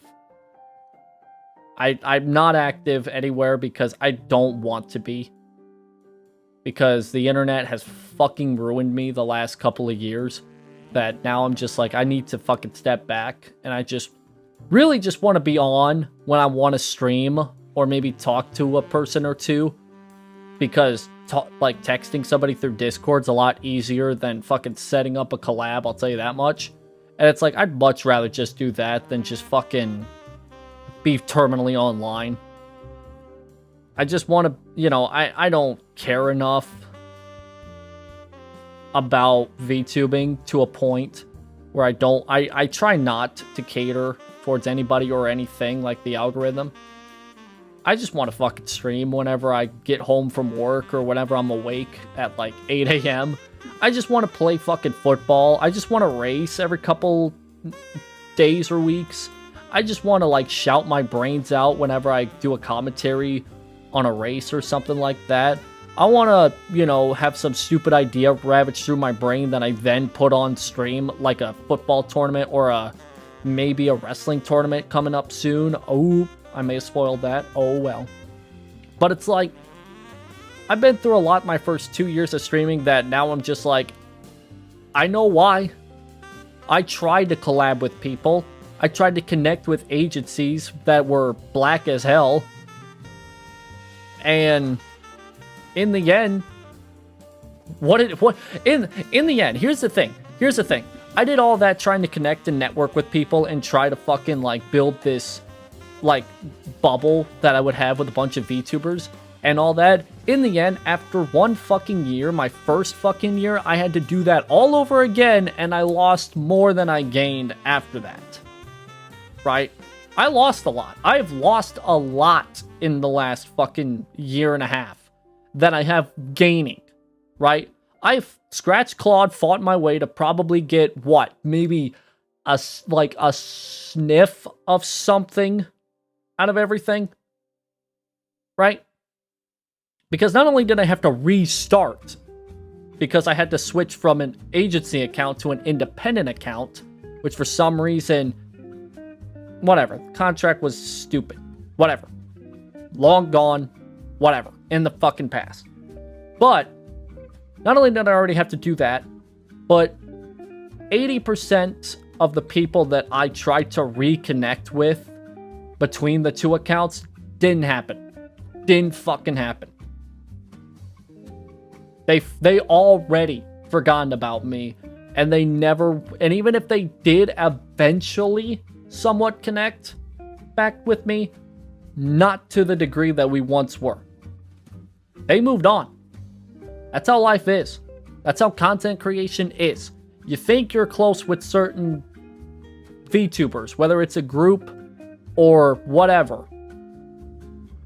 But you realize, but I have realized, this is the best piece of advice that I myself have learned the hard way within the last 3 years of living life as a VTuber and with friends that would like to be YouTubers at the same time too.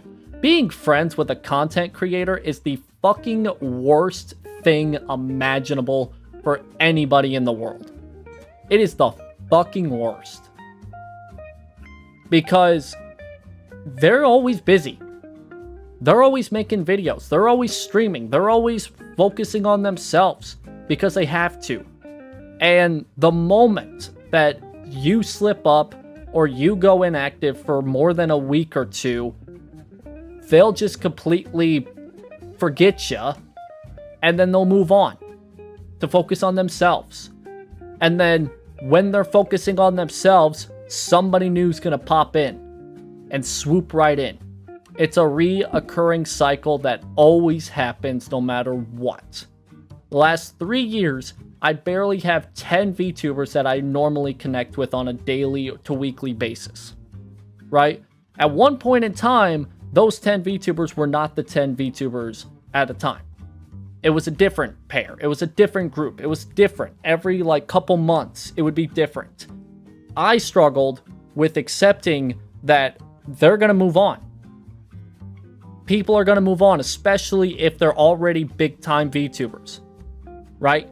They're going to focus on themselves, and even if they want to collab, they're not going to collaborate with people that are not like them, right? And I hate to say this because it makes me sound petty or jealous or whatever, or I might be overthinking things. Oh, they're just too busy. But it's like, no, that's the truth to the matter. I have been a VTuber for 3 years. A content creator for longer. Right? And it's not fun. I've been wanting to just have that bubble, that group, where we just play games, talk, do whatever, right? I'm not talking about on stream. I'm just talking about, just fucking get in VC and just talk, right? Talk sports, talk shit, talk whatever. That's that. I have that with my personal friends, but I try to replace them because they are dicks. I have raved about them. I've ranted about them many times on this channel before, where they're not the greatest people in the world. And then now they've started to separate as we've gotten older. Okay? So that's getting to a point where it's like, I became a VTuber because I wanted to have that bubble, but as VTubers. Right? Maybe I could find a couple VTubers that we could just sit and we could play games with, because I couldn't do that with my personal friends, right? Minecraft, shooters, whatever, just whatever. Because I couldn't do that with my personal friend group. 3 fucking years and I have not gotten that. At all. Okay? Every couple of nights it's like that, every so often, but it's never that consistent. Okay? Because everybody that I've been trying to be friends with is a content creator. They are going to work on videos. They're going to work on streaming. They're going to work on their VTuber persona. They're going to work on stuff to get them pushed on the algorithm. They're going to work on doing literally whatever and not have any free time similar to just playing stuff casually. If that makes any sense. So it's like being friends with a content creator is just shitty. It's just not fun. Okay? Because they're focused on creating content, and even if they aren't, then they're still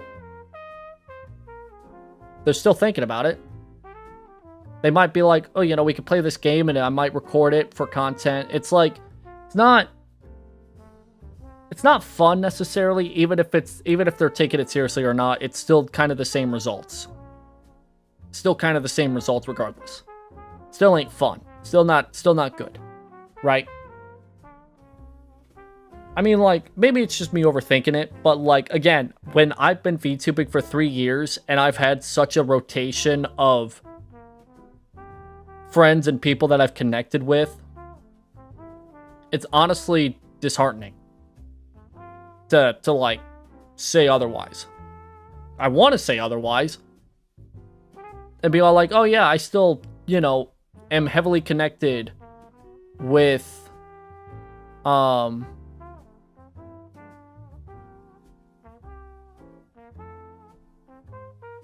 like, you know, like I've had people that I was connected with when I started. And I might be connected to, okay, prime example. Prime example. Okay? When I joined my agency, there were 6 people, including myself. Okay?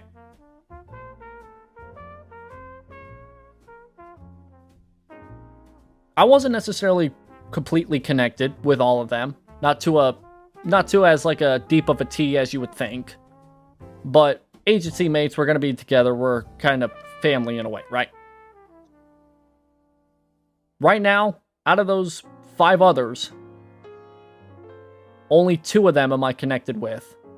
And out of those 2, none of them I talk to on a daily basis. Right?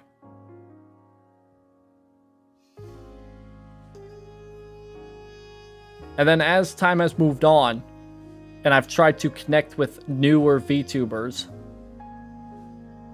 I realize that I'm just adding them to a list of people that experiences the same rotation and the same list of stuff going on and on. Starts off as we might connect together and, you know, I may be in their streams, they may be in my streams, we may be in the DMs. Who knows? Right? And then we start talking for a little bit, getting a little bit of a connection built. If mostly I should say, mostly on Twitch, just kind of like hanging out, being all like, I'll watch their streams and, you know, see what they're up to. Right? And then the farthest it'll go is that we will collab off stream or talk in VC. But it never goes anywhere. I'm not heavily involved in a group. I'm not involved in anything of that sorts. I have connections. I have a network full of people. But it's just a list, right? It's just the same thing as like a Steam library full of games.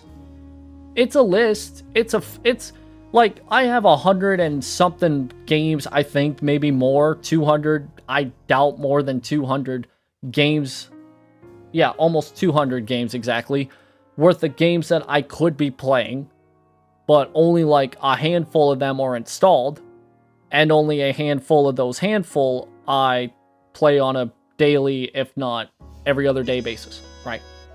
Same thing could be said with how VTubers work. And as content creators in general. That's just how things are. You're gonna build a list. You're gonna know some VTubers, right?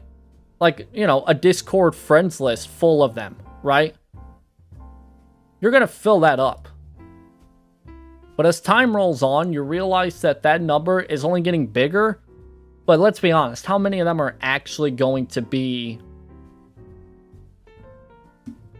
people that you actually connect with, right? Like, genuinely.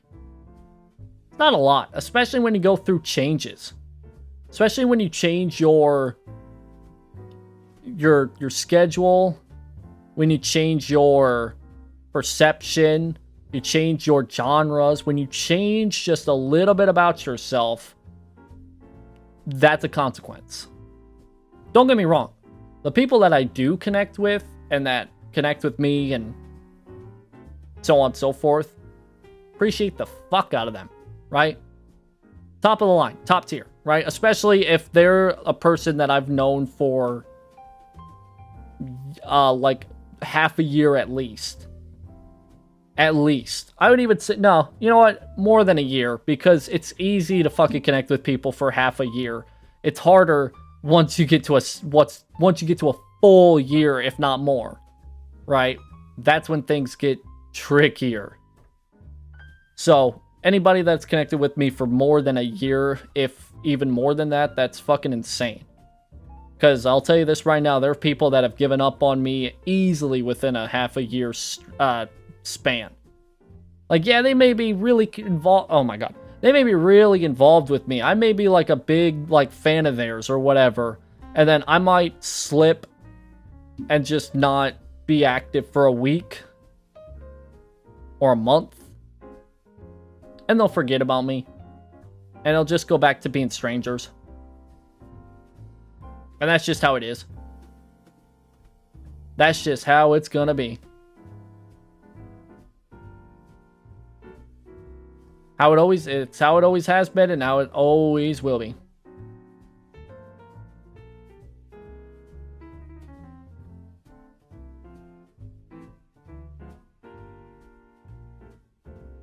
That's the thing.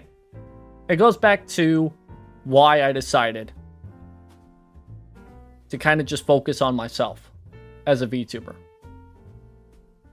That's why I rarely do collabs, both on and off stream. It's because I don't want to be on as much anymore. I used to be online a lot, right? To a point where that's why I burnt myself out.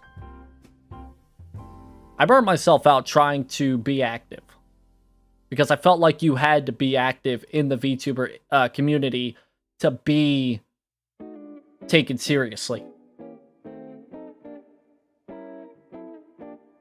I got burnt out twice, 3 times maybe, because of that. I've had to take breaks because of it. I would get too active. I would see too much. Go through too much. Done.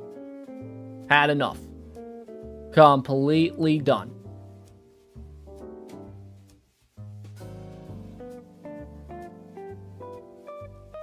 Like at this point, I don't care about my lack of results, my lack of a following, my lack of a huge fucking fan base, according to a bunch of other VTubers that dislike smaller VTubers. They exist, by the way. They do exist. I don't give a shit, right? I may have been streaming for 3 years, and I've captivated very little compared to what a random VTuber will get in a month's time. I don't care. I don't. Right now, what I got right now is what I like. I love what I got. Could it be better? It depends. Sure, it would be nice, but also probably not. I don't know. I've never experienced fame in my life, and even if I do, and I don't know if I'll handle it, if I do experience it, maybe it's great. I don't know, and I don't care if it does or doesn't happen. I want to stream because I want to stream. I don't want to stream for any other reason other than that. That's why I became a sports VTuber. That's why I continue to stream despite seeing all the bullshit and going on that little rant that I just did about being friends with content creators. Even after all that, I'm still like, I don't care. I'm still going to stream. I'm still going to be active somewhat in some communities. I'm not going to be super active, but I just do what I can do. And I hate to not be active off stream. I hate to be, inactive in my Discord or whatever, but if I try to be active, I get fucking burnt out. It doesn't take a whole lot for me to get burnt out, I'm just saying. It does not take a lot.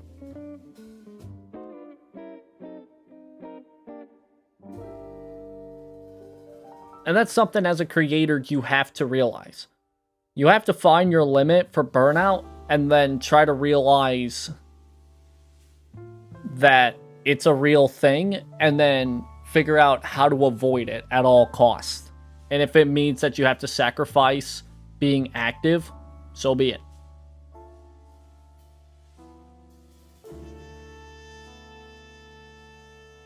I try not to be pessimistic whenever I talk about anything that's heavy or any subject that could be considered negative, because that never is a good sign when you're pessimistic.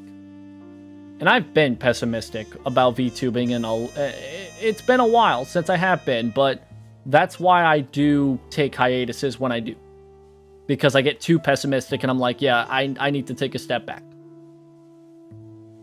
VTubing is fun, but there's people out there that will take this shit seriously because of the fact that it's boomed in the last several years. And you can make a living off of this. You can make a profit off of just being a virtual YouTuber, right? You can make a living doing what I'm doing, but you know, instead of having single digit viewers, you have triple or quadruple digit viewers, right? And then you're doing sponsorship deals every like 2 weeks to pay your bills or get the bag, right? And those people are going to have a different level of, I don't know what the term is, but like they're going to have a different level than you when it comes to how seriously they take their stuff. And if you try to connect with them because of it, it's not for any personal reasons or personal gain. It's all business. That's what it's going to be. When you try to be friends with VTubers that think of this as a business, you're not going to get anywhere with it. And unfortunately, I think that's what my fault is. Lots of VTubers try to take this seriously because they want to make money off of it, they don't want to make friends. And if you try to make friends from somebody like that, you're not going to win. You're not going to win. They see you as a business venture. And as soon as you don't make them profits, bye-bye. That's just how it is. So, there's that.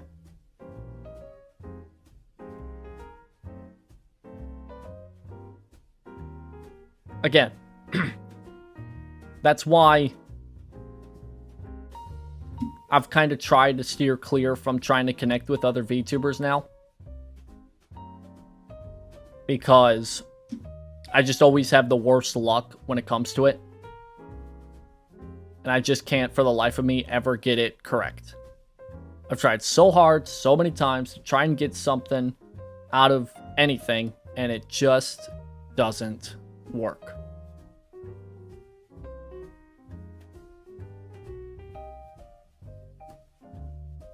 So,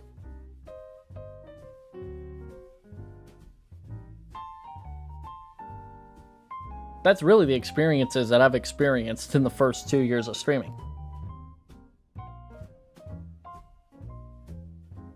Now, I ain't perfect. If I was a perfect VTuber, I would be much, I don't want to say more successful, that sounds egotistical, but rather, I would just be in a much better situation. I would probably be streaming at a perfect time. I'd be streaming the perfect game, talking about the perfect topics to the perfect audience. But I ain't perfect. So, I'm just gonna do what I'm going to do what I love doing, and that's yap about sports. I'm 2 hours into this stream, and I have not talked about much about sports at all. And that was something I was going to yap a bunch about, because I have a lot to talk about when it comes to sports. So to anybody just now tuning in, or have been tuning in to listen to me ramble about me being a VTuber for 3 years, you'll now know why I'm becoming a sports VTuber now, because I want to yap about sports. I know a lot of people don't care much about sports at all. For the most part, people come into these streams wanting to see me play some racing games. Or maybe just see me in general, I guess. I don't know. I don't know what people look for me whenever they come to my streams. Do they come to the streams for me, or do they come for the games? Do they come for the racing? Do they come for my yapping? I don't know. Either way, I do like sports other than racing. Football, I guess. I guess baseball, basketball, right? I like me some all those. Racing's cool, don't get me wrong, but for right now, I want to yap about another sport of mine that is a very big passion, and that is football. The good old pigskin, handball, whatever everybody outside of America calls it. Listen, I have been a football fanatic all my life. It's hard for me to name a time where I really wasn't into football. As a little kid, that was something that me and my parents would watch. When I was in school, when the games were coming out all the time, I would always play them whenever I would come home from school because they're fun as hell to play. Nowadays, that ain't so much, except for the college football game, but that's that. But more than just watching and playing the games, I also like to get deep involved with them. I like to look at certain things. Now, I'm not an expert by any means of the stretch. I can't fucking tell anything in terms of coverages or whatever. I can say terms and I can know the terms or two, but I cannot for the life of me be that guy that'll go and be that crazy when it comes to it. But point is, I like football. I like it. Besides racing, football is the other sport that I care probably the most about. It's hard, and then it's like a very far distant third place to baseball and all the other sports, right? So, here's the thing. September is the start of a downward spiral in my life. Jokingly, because that's when football season starts. I say downward spiral if the Indianapolis Colts are a shitty team. I don't know if they are this year, so I'm kind of still in that downward spiral. I'll talk about them here in a minute. Now, recently, I've been getting more into college football. Now, I have been into football for all my life. College football is something that I'm starting to get more into by the year. I've seen a lot of college football. I've never been deep into college football roots. Because I never got a chance. My family never really was that big into college sports. They did have their teams, but they didn't really watch it all the time. And I never really understood the passion of it until 2 or 3 years ago, legitimately. So, kind of new to this. Kind of new, but, hey, better late than never. Right? So, I don't have a necessarily favorite team to watch. I say that, but, Michigan State is I would say my boys, right? I'm not a Michigan fan, but I am a Michigan State fan. I think they're in the Big 10 or Big 12. I don't remember what conference exactly. Big 10. Okay. It was one of the big conferences. Anyways. So yeah. I do like Michigan State. Seeing them beat Maryland was kind of fun last week. There is one team that I despise, and that's Notre Dame. And I don't like Notre Dame because they are overrated as fuck. And the point could be proven no more them losing to a very unranked Northern Illinois University. A school that very much is way outside the fucking window compared to a top 25 team. It's astonishing how a 5th ranked team out of all of the college football teams, they lost to a team that is 5-10 in their bowl records, and they just have been somewhat irrelevant. I don't want to say irrelevant. That sounds wrong. That sounds mean. But like they just aren't on any sort of top tier compared to Notre Dame and all that. For instance, they're in the MAC conference, the Mid-American Conference, right? Which is not huge. I mean, most of their fucking teams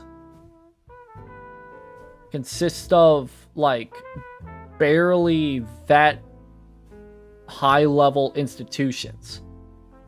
Fucking Akron, University of Buffalo, Central Michigan, Eastern Michigan, Western Michigan. Just put all of Michigan in there, I guess. It's like, oh, cool. Like, oh, we're also getting UMass. UMass is apparently joining them a couple of years' time. So it's like Kent State, Miami, Ohio. I mean, compared to the other conferences, they just aren't that strong. And yet, Notre Dame lost to a MAC conference team. Fucking embarrassing. What an embarrassing fucking team. I'm glad my favorite team in college football is a team that's actually halfway decent compared to Notre Dame. So, fucking hell. But there's some really good fucking games for college football. I have to sleep early since school starts at 6 a.m. Didn't you just wake up? Didn't you just wake up? I understand, though. That's fine. Hope school isn't as bad. I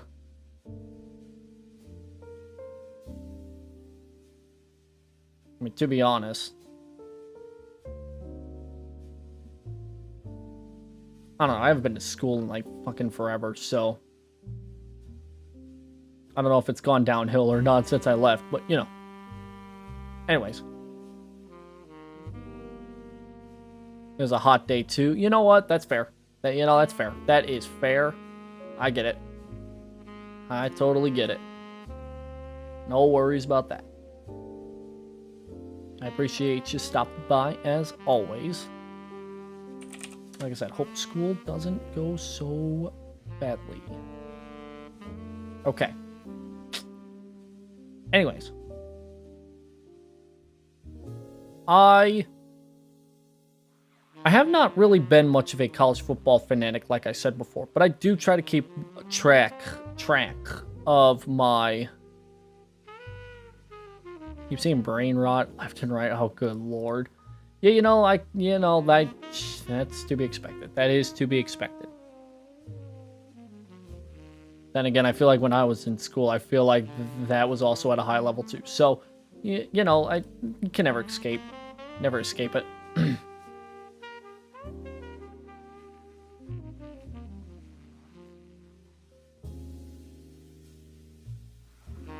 Okay. Making sure I have those sites up so I can talk about this here in a second. So, for college football, I don't necessarily follow all games. I just follow the main top 25 teams. Because if you try to follow all of college football, you're following way too much at the same time. Like, it's genuinely insane how many games there are on any given Saturday.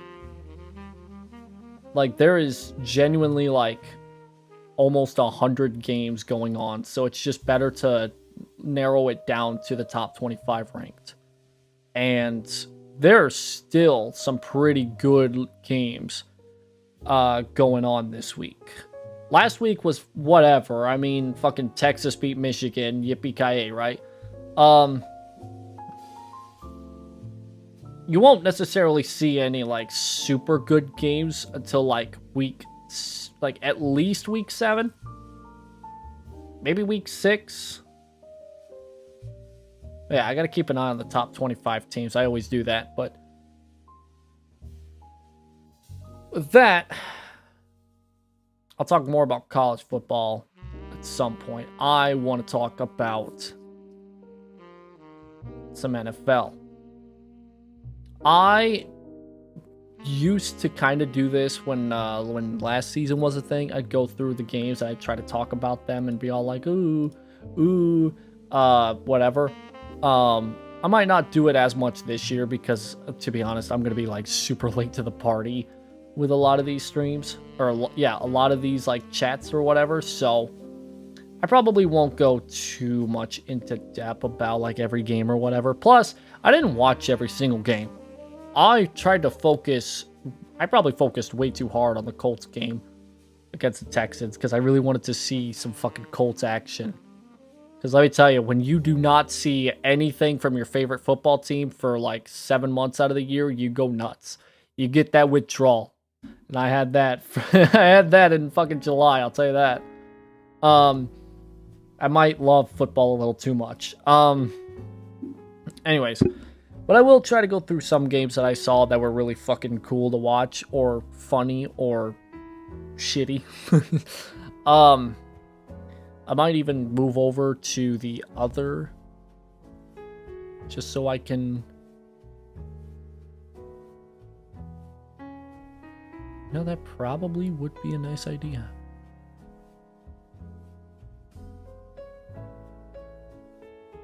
Let me look. Yeah, that can work. Holy shit, I have not done this in forever. It's not going to look good. It's not going to look good because it's not... I haven't patched all this up yet, but I might as well go over here, right? Might as well. I can actually use this TV as like an actual like thing that I can use for the stream. So like, you know, fuck it, let's do it, right? Zoom in just a lot more. Just so you can see what I want to talk about. So, I ended up watching both the Thursday and Friday night games because they're the only things on. And let me tell you this, right? I am not a fan of the Chiefs because they're too good. But this game with the Ravens was really fucking fun to watch. Take care and have a nice stream. Thank you, Shosho. Hope you have a good rest of the night. Appreciate you stopping by as always. Anyways, I really enjoyed this game with the Chiefs and the Ravens, and it came down a lot closer than it looks, right? But at the same time, the Chiefs had this game pretty much won throughout most of, if not all of the game. It was just theirs. They just kind of held on to it, and they couldn't really stop at any given point. They almost won, but they came up short. That's how it always is for the Ravens. This fucking game between the Packers and Eagles, I don't fucking know what was going on down in Brazil, man, but they could not get that fucking... They did not have a good fucking field whatsoever, and it showed. And it was fucking weird as hell watching this game. Because, like, at first, I was thinking, like, with how this game has been in the first, like, 5-10 minutes of the game, I was thinking this score was going to be, like, fucking 10-10 or, like, 10-14. Barely any scoring and barely anything going on. I just had that feeling that absolutely nothing was going to happen in this game, and then all of a sudden they just decided, fuck it, throw the ball 30 and 50 yards down the field and somebody will be wide open. They just kept scoring. They just kept fucking scoring, man. you think they'd be done scoring, but no, they kept going and they kept going and they kept going and they just didn't stop until the end of the game. Somebody had to win, and it was the Eagles. It was the Birds. Fun match. Shame that Jordan Love got hurt, because Jordan Love's a really good fucking quarterback, I guess. I don't know. I don't see it that way, but at the same time too, he could be worse. So I mean, you know, the Packers have a decent, if not a good quarterback, but he's hurt. He'll be hurt for a few weeks. He sucks because they faced the fucking Colts this Sunday. That would have been cool to watch, Love versus Richardson, but that didn't work out that way. I didn't watch a lot of these games. I tried to follow a lot of them. Kind of hard to when you got like fucking 30 different games going on at once, but the Falcons and the Steelers was as big of a shit show as it could have been. The Falcons, good lord, Kirk Cousins, I don't know, man. I don't know, man.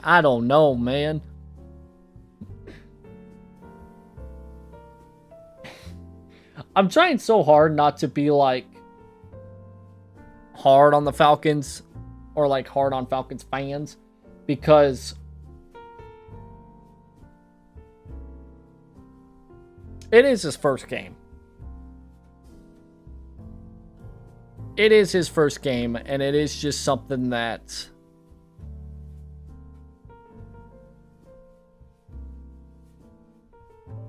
I don't know.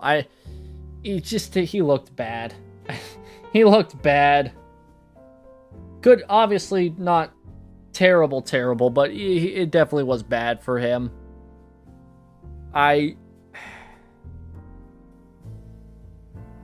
For a veteran quarterback as well, like, I don't know, man. That's not the game you want to pull out. But again, maybe it was just because it was just the first game, and we'll have to see what next week has to offer, I guess. There's that. The fucking Cardinals and the Bills game underneath. I was not able to watch all of it, but what I did see, my God, what a fucking game that became at the end. Like, the Cardinals were up, like, I think 17-0. They were up pretty big over the Bills. And then just all of a sudden, they allowed the Bills to get right back in it and win the game within, like, you know, a couple minutes. I think it was at some point the Bills took the lead and the Cardinals had to play catch up, and they just couldn't. It was one of those fucking games where it's like, oh, the Bills were just having a shitty day today, and then they weren't. All of a sudden, just somehow, some way, they just weren't having a bad game. All right, whatever. Well, that was a fun as hell matchup to see some highlights of, no doubt about that. Bears and Titans, dude, the fucking Bears won without scoring an offensive points. That's how fucking bad the Titans are, I guess. Fucking hell. Hey, listen. Titans lose a game, I'm happy. I don't care how they lose or who they lose to. They better lose, because that makes me happy as somebody that needs to see some division rivals take some L's for once. So, there's that. I'll talk more about the other division rival here in a minute, but Bengals and Patriots. I saw it coming. I saw the Bengals losing a mile away, and nobody agreed. Nobody told me that I was right. Nobody fucking told me that I was right. Well, guess what? I was.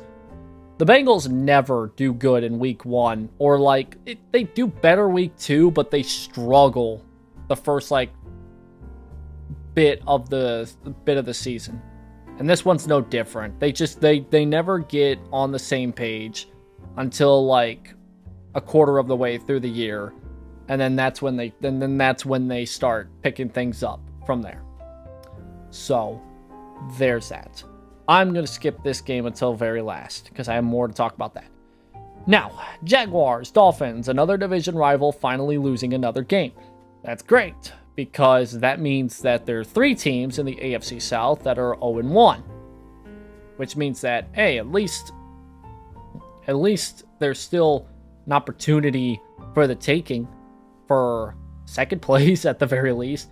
Yeah, Jaguars had a 17-point lead and then gave up in the second half. I hope that's a common occurrence for them this year because I really do not like them.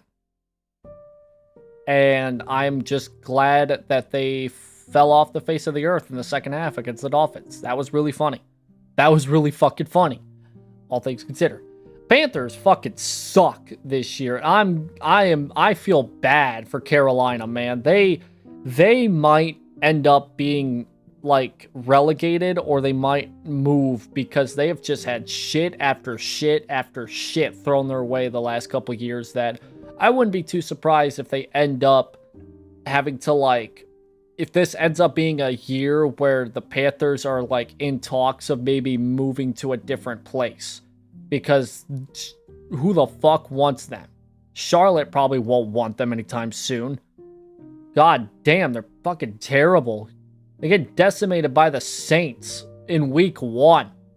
They looked as bad as they did last season, and they had like, what, maybe a couple changes, and they barely did anything with them. They're fucking terrible, dude. They are on a path of 0-17 this year, and I kind of want to see it. I'm not gonna lie. I want to witness another team going 0-17. I mean, it'd be the first time, but I want to see another team going winless. Be kind of funny. If it ain't the Panthers, it's probably gonna be the Giants, because they are also bad. You lose to Sam Darnold, of all fucking people, on a Vikings team that I don't want to say had any momentum because they lost their star quarterback for the season, and all the life's kind of just been sucked out of the Vikings, and all of a sudden it's back in. Like the air is finally back in because the Giants decided to roll up into town, or I guess they decided to roll up in the Giants town, I guess, and they fucking decimated them. They just not even a chance for the Giants to do anything. It's just, we all know why. It's because fucking Daniel Jones under center for the Giants. Yeah, again, he's been in the league for 6 years, and he has still shown no reason why they should rely on him. I cannot believe that the Giants are still relying on Daniel Jones, and they will continue to rely on him for another season, maybe half of one at least. It's still baffling how Daniel Jones is a fucking quarterback, a starting quarterback, with how terrible he played. Vikings didn't even have to do much, I'll be completely honest. The Vikings did not have to do much at all in this game, right? They just had to show up and just like show some resemblance of an offense. And even then, their defense was like, hey, you know, we'll take 6 points and put it up on the board. So in case if the offense can't do anything for us, we'll still win the game because the Giants offense won't do anything. They only fucking scored 6 points. I just absolutely boggles my mind how Daniel Jones is still a quarterback, especially starting after what, 6 years of absolute mediocrity, and yet they're paying him what, $40 million a year, I think. I don't know, but there's just a lot of overpaid quarterbacks in the league right now, and it's just kind of stupid. Moving on, Raiders and Chargers. Now, this sucks for me watching the Raiders lose this game because of Minshew. Because, like, I'm a huge Gardner Minshew fan from last season with him being on the Colts. Seeing him go to the Raiders sucked. Because I really, really wanted him to stay because he was a real good fucking guy. And then at the same time, too, he lost to the Chargers because his fucking coach is stupid. I don't know what the deal is with the Raiders. They look like they have no idea what the hell they're doing. They didn't look good at all. They did not look sharp whatsoever. The Chargers as well. I mean, the Chargers have a valid excuse. They have a new coach. Their team is basically brand new with the exception of Herbert. It's like the Chargers just have to, you know, I don't want to say rebuild, but they're in the process of like perfecting and getting used to their new coach and scheme and culture and all that. And that takes weeks, maybe months, if not a whole season. to accomplish. And it looks like they did it all in less than fucking 1 week, it looks like, the way that they took control of the Raiders. It wasn't even that good of a game. It was close till the Raiders decided, hey, you know what? We don't need to take the points when we're in Charger territory on a 4th and short. Let's just punt it and trust the defense. Yeah, trust the defense. Chargers didn't have to do anything. Another game that I really didn't watch a lot of, but saw some stuff of, was the Broncos and Seahawks. I'm not going to complain or say Bo Nix is bad because a rookie, and also the Broncos are just in a complete shit show where it comes to their finances. They're not going to be able to pay or afford, I should say, a good team this year. They're stuck with what they got, and it's unproven talent that is just not going to be able to showcase anything high and mighty until like maybe 2 or 3 seasons from now. So it's going to be a while before the Broncos have any sort of good season, right? I feel bad, but whatever. At least that's one less AFC team to worry about. Not AFC South, but AFC team to worry about. I don't think the Broncos are going to go like winless by any means. I doubt they're going to get more than 5 wins this season, though. 6, maybe 7 if they're lucky and they can stay healthy and face off against teams that aren't as lucky.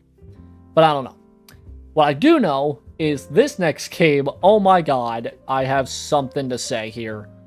And a lot of people have already said it. Deshaun Watson fucking sucks. Not just as a player, but also as a person. Fuck this guy, dude. I don't know how in the world anybody could be a Browns fan and feel any sort of happiness going into this season. Right off the bat, your quarterback is fucking terrible. Can't even throw more than 5 yards. He can't complete a pass more than 5 yards. Even if he could throw more than 5 yards, he wouldn't be able to throw it accurately. And just sucks. He's just bad. Just terrible. Just absolutely fucking atrocious. And then you're going up against a team that just has so much power on offense that even a fucking solid defense like the Browns just didn't show up. Didn't even bother to show up. Like, Dak got paid fucking big bucks, and I mean, he's been mediocre at best. No, sorry, at least, but terrible. Okay. He's not good. He's good to get them into playoffs, I'll tell you that much, but he ain't good enough to get them past the second round of the playoffs. It's important. I feel like this year's just going to be super similar. They're just going to make it to the fucking wild card, if not divisional round, and they'll be knocked out before you know it. Probably against the Packers, probably against fucking Tampa Bay. I don't know, but, you know, what I do know is that they ain't making it all the way this year. I'll tell you that much.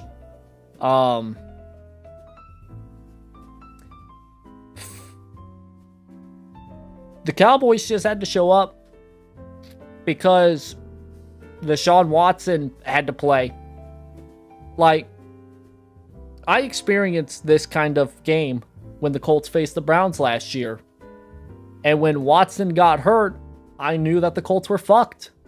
Because the guy that was going to come out and relieve Watson of his duties as quarterback was going to be a whole lot better. And that's not something you want to... You don't want to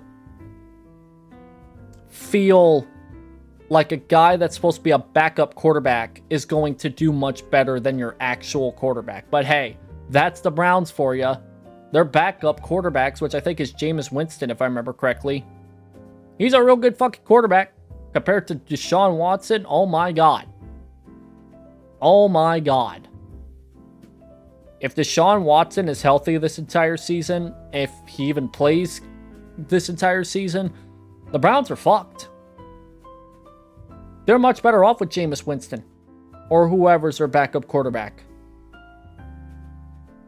But they're not going to give it to him because they're not paying they're not paying Winston the money. They're paying Watson an ungodly amount of money. They're trying to get something out of him because they got scammed by Houston with that trade. They got fucking scammed. Holy shit. Part of me hates the Browns because they got scammed by Houston. Fucking hell.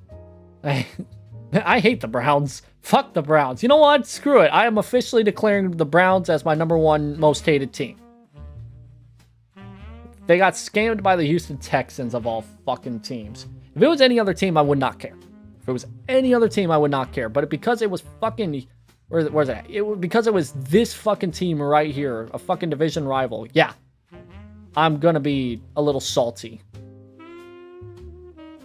I'm going to be a little salty about that. Commanders, Buccaneers, don't have anything to say about it. I didn't watch it. Baker Mayfield did pretty good for the Buccaneers. That's all I really got to say. Lions, Rams. Hey, look. Lions almost made it all the way last year. I was pretty happy for them. I wish they made it all the way, but they were just a half an hour away from doing so, and they could not get it done. Do I think they could do it this year? Maybe. Maybe if they can't bring the fucking Rams back from that game against the Rams. Whew. I don't know. They got some tough opponents coming up this season. The Lions better handle their jobs quickly and efficiently throughout this season. They want to make it to where they need to be to go to the Super Bowl. I'm just saying, though. Fucking hell of a game. Also, Dreamer, I am guessing. And I have no idea what you're wanting me to guess. Anyways. The Lions are a good team this year. They look strong. I've been booped. They look like a good team. Right? I'm not going to complain about the Lions. Mostly because I slept through this game accidentally. But they looked strong. And the running game is really fucking unmatched. The dual threat of Montgomery and fucking who else was it? Oh shit, Gibbs. Jahmyr Gibbs and David Montgomery. Those two are really fucking good. And if they keep rotating them in, oh my god, defenses are going to be fucking hell. Defenses are not going to stop them. That's the thing. So that's the Sunday night game. Then the final game of the week was the Monday night game between Jets and 49ers. The Jets are an awful team this year. They're gonna be an awful team this year, and it's fucking hilarious to watch. You're paying Aaron Rodgers and a fuck ton of other players from the Packers of the old days to come in and fucking maybe try to build a team resembling the Green Bay Packers of 2016, 2017. Yeah, you're gonna fail. You're gonna fucking fail. And I'm here to laugh at it the entire way through. No, don't care about the Jets whatsoever, and I'm glad they lost this game. I found it funny. Right? The 49ers just came in and just ravaged the fucking Jets easily. Even without their fucking star running back that everybody in fantasy football took first overall. I bet a lot of people in fantasy football really felt betrayed knowing that their first overall pick didn't even want to fucking play a game this week. I thought that was funny. Because I wasn't the guy that went #1 overall. Alright. Texans, Colts. Now I have to talk about my team here. I'll say this much. I'm not going to complain about the Texans. Or this game in general. Other than we lost. Because the Texans played a near fucking perfect game. Texans played the fucking hell out of their fucking... Like, this fucking game is the Texans face off against the Colts. It's always a fucking hell of a game to watch. Right? AFC South is a hell of a division to watch, regardless of the Titans and Jaguars also losing. The Texans and Colts was the closest game of the week. It was separated by 2 fucking points. I think that's the only game that was separated by that much or less. 2 points. Yeah. Closest game of the week. Because they were damn near perfect. Both teams were damn near perfect. I say damn near because there were some flaws for both sides of the ball. Mostly on Indianapolis's part. Firstly, Anthony Richardson, listen, I love him. Fucking hell of a guy. Right? I do believe he's a really good fucking quarterback. He's young. He'll grow. He'll get better with age, right? Like, also, he's not experienced. So it's like the shit that he does, when he does really fucking good shit, it's really insane how good he can be at times.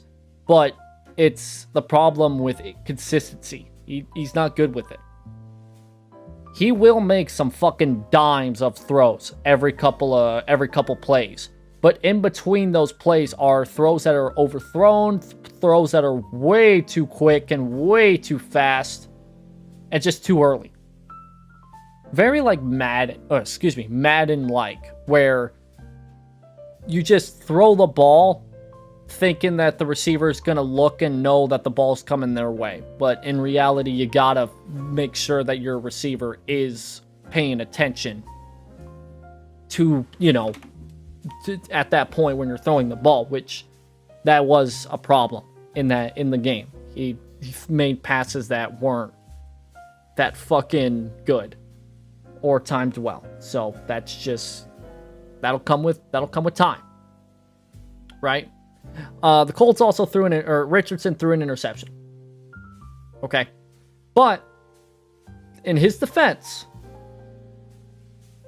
the field conditions, I don't know what the fuck was going through the minds of the people that run Lucas Oil Stadium down in Indy, where the game took place. But for whatever fucking reason, they decided to switch up the turf and they decided to switch up the process of it, I guess. I don't know what they did exactly or what it was, but they changed the field. They switched it up. They did something different. They swapped out what they used to have and changed it with something else. And that made the field incredibly fucking slippery. Like the entire first half of the game, everybody was slipping and sliding like it was an ice rink. Which would be kind of funny to watch, but nonetheless, they were slipping and sliding, and it was fucking weird to watch. Because Stroud would go back in the pocket, and he would just slip and fall. Richardson would go back and slip and somewhat fall, and then launch a fucking dart 60 yards to Pierce. I thought that was funny, and that made me lose my voice Sunday. I couldn't fucking get it back until like Monday, because I was that fucking hyped seeing that throw. Right? Anyways.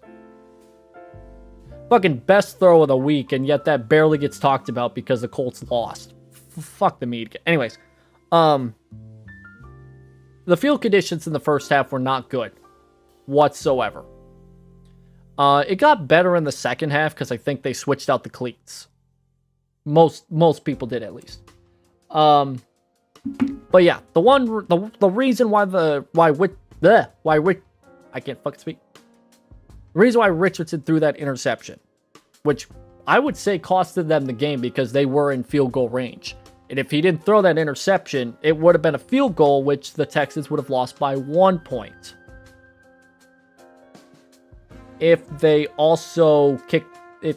Texans also kicked the field goal at the end of the first half, then it would have been a Colts loss by 2 points. So never mind. I'll get to that here in a second, because I thought that was really funny, but I'll get to it in a second. Anyways. The pass was being thrown to tight end Kyle Granson. He slipped.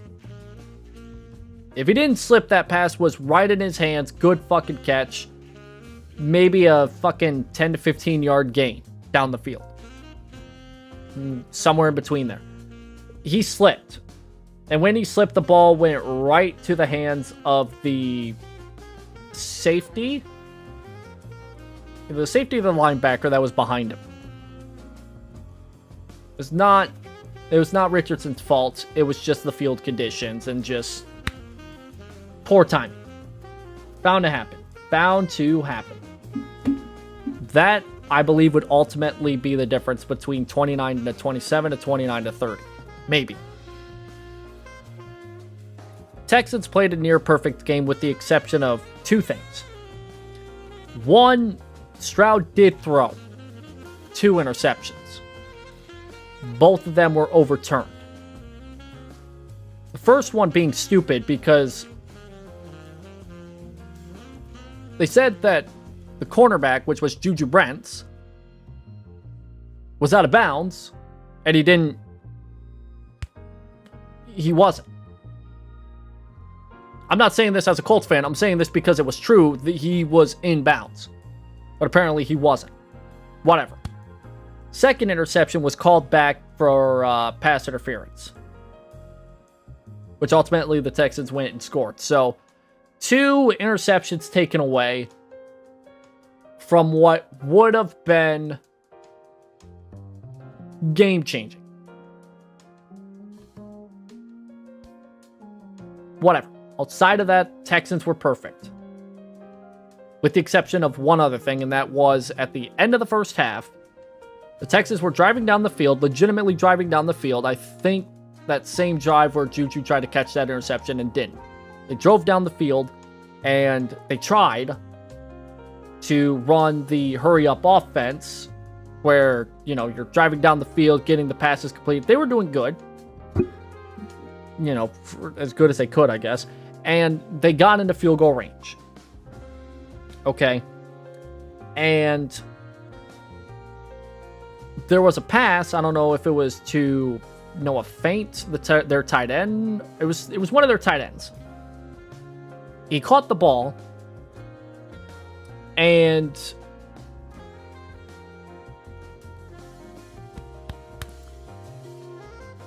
they had to review it. Because they were thinking it was an incomplete pass, or the Colts were thinking it was an incomplete pass. Whatever. They reviewed it. Stroud went up to spike the ball. Because officially, at first, it was a completed pass. And then Stroud went up to spike the ball. And he does it, but before they can actually do it, the referees were like, hey, we're just going to confirm to make sure that this is a completed pass. So they review it. And then at first they say, it is a completed pass. Now, at the time, when the pass was completed and the play was done, it was 15 seconds. But by the time that they blew the whistle to get the review of the play, it was 5 seconds. I bring this up because at first the referees were like, okay, we're going to set the clock to 15 seconds, so that would have added 10 seconds to the clock for the Texans. Or at the very least, it would have added like 10 seconds because they would have had to spike the ball with 10 seconds instead of spiking it with 5. A little confusing, but bear with me here. After a second, they were like, okay, we made a mistake. We're going to actually give the clock to 5 seconds. And for whatever reason, they did not specify whether it was a running clock or a stopped clock. And the Texans accidentally used up the 5 seconds. And it went to halftime without the Texans trying for a field goal. So, if that didn't happen, the Texans would have gone for the field goal. It would have been 32-27 or 32 to whatever. Right? 32-30. It would have been a fucking shootout between these two teams. Whatever. One more gripe that I have about this game is that this fucking Colts' defense is terrible. I mentioned it before, and I will always fucking mention it, no matter how many people try to tell me otherwise. This fucking defense for the Colts is probably one of the worst defenses in the fucking league. I wish I was joking, but I am not. I cannot fucking fathom how they allow 40 total minutes time of possession for the Texans offense. You cannot win a game with that that level of dominance by an opposing team's offense. You just can't. The Texans, all they had to do was just go out there and run the fucking ball, and they did. They ran the ball, they ran the clock out, they just had to just stay on the field, and every third fucking down felt like a conversion. 3rd and 15, no problem. 3rd and 10, no fucking problem.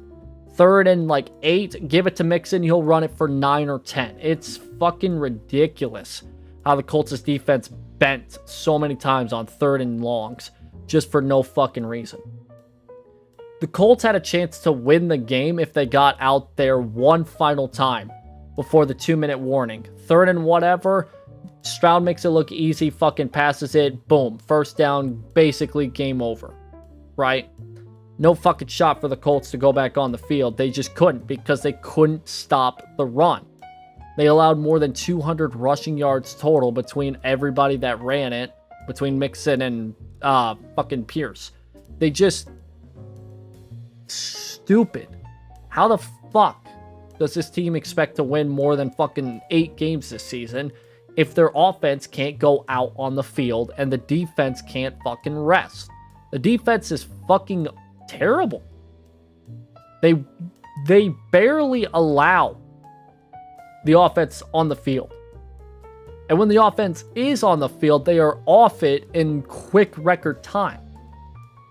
Because Richardson cannot, like, I don't want to say cannot, but like it's hard to drive down the field when you don't have as dominant of an offense or against a very bad defense. It's just not fucking good. The matter of this is that the Colts are also facing the Packers this weekend. So it's a little bit of an easier challenge because offensively, the Packers are nerfed to hell and back, right? They don't have their starting quarterback this week. So ideally, they're going to run it, which is terrifying me because if our running defense is not any fucking better by this Sunday, we're fucked. Colts are fucked. They're just going to run the ball, and they're going to keep running the ball until they score. And when they score, the Colts are only going to go out there for like a few plays, and then the defense is back out there scoring more plays. I don't know how good the Packers defense is. They allowed 32 last week against the Eagles. The fact of the matter is that the Packers offensively need to be stopped more than the Texans, which sounds easier said than done because the Packers do not have anybody other than their running back to help. Mind you, there's also some stacked games this week. Tonight's the Bills and the Dolphins, which will be a fun one to watch. Okay, Saints and Cowboys, that'll be fun to watch, I think. Jets and Titans, I hate to see the Titans lose that game. But also, I don't want them to win that game. Sunday night matchup between the Bears and the Texans. That'll be fun to watch, but I think the Texans will handle the Bears' business just as easy as they did with the Bears. You know, no, I think that'll be a close game now that I think about it. But anyways, I'm mostly going to be watching the Colts and the Packers. I feel like this is going to be a week where I feel like every team in the AFC South is going to win. And if one team doesn't, they're going to be way out of line for the rest of the season when it comes to the playoffs. The only team I could see that could possibly lose this week, with the exception of the Colts, is the Titans because I face the Jets. I don't see how the Jaguars lose against the Browns. If they lose against the Browns, they're fucking done for the season. The Browns will not throw it more than 5 yards. They can barely run it more than 10. It's just... don't even bother. The Browns are barely going to be able to hang on by a thread in the game. Somehow the Jaguars will give it up in the second half. I bet you that. The Texans, I feel like they're easily going to beat the Bears. Although if it is a close game, I still think the Texans win it. Right? So it's an issue. So it's a matter of, do the Colts beat the Packers? Because if so, then if the Jaguars or Titans lose, then hell, you know, it's the door's wide open for second place. If the Texans lose, then it's a wide open shot for first. I'm just saying though, with the Packers being the way that they are right now, sounds easy. Sounds easy. All the Colts have to do is just fucking run the ball or exist in the passing game, and they'll be good to go for this entire game. And then defensively, just stop the run, because if they pass it, it's going to be short passes or very hard to pull off passes that aren't going to work because it's Malik Willis under center. Unless they get somebody else before Sunday. But if it's Malik Willis, I don't see how we lose this game. But it's the Colts. I see them losing this game. Pessimistic? Probably. But at the same time, I'm not going to be shocked if we... I don't want this to be a close game. It shouldn't be. If Jordan Love was the Packers quarterback, I could see this being a hell of a close game. But if it's a close game between Malik Neighbors, we're fucked. We are fucked as a team for the rest of this season if we cannot beat the Packers handily. Rushing attack needs to be stopped. The defense needs to fucking start acting like a fucking defense. Every other team has defensively gotten better over the last couple of years, except the Colts. They've just been consistently one of the worst defenses in the league, and yet nobody takes my word for it. And I'm a fucking Colts fan saying this. I'm a Colts fan saying this. I should be, like, rooting this defense. I should be all like, yeah, we're number one, like, all the fucking time. But every fucking week, we lose because of them. Offensively, we're doing whatever we can. And it's like, I can't disrespect the fucking offense because, sure, Richardson makes a couple bad throws. Every team's gonna do that. The offense looks really fucking good, right? Jonathan Taylor didn't have to do much that entire game, but he still did enough to fucking put the Colts in contention to win the game, right? Sure, I would have liked to seen Pittman do some more action, but hey, you know, you got fucking Pittman, Pierce, Adonai Mitchell. It's like, you only got 3 good receivers, right? Downs is still out. If he plays this week against the Packers, the offense is going to get stronger because Downs is a fucking stud wide receiver too for the Colts. Then you got Richardson and Jonathan Taylor. That's 6 guys that you have to watch out for on a defense that isn't that great for the Packers, but we'll see. I don't know much about their defense. I don't. Other than they gave up 30 plus to the Eagles, but that is Jalen Hurts. He's kind of a veteran. My biggest concern is the Colts' defense. Especially the secondary. Juju Brents, who I just talked about, getting that almost interception against the Texans. He's done for the season. He's hurt. He was like the only good fucking secondary player we had. And now all of a sudden he's gone for the season. So none of the secondary is as fucking vanilla as it can be. And, oh my god. The defensive line, I'll give them this. The defensive line for the Colts, solid, right? They sacked Stroud a few times. They stopped what they could of the run. But it's as simple as it's easy to get by that first layer of protection in the running game.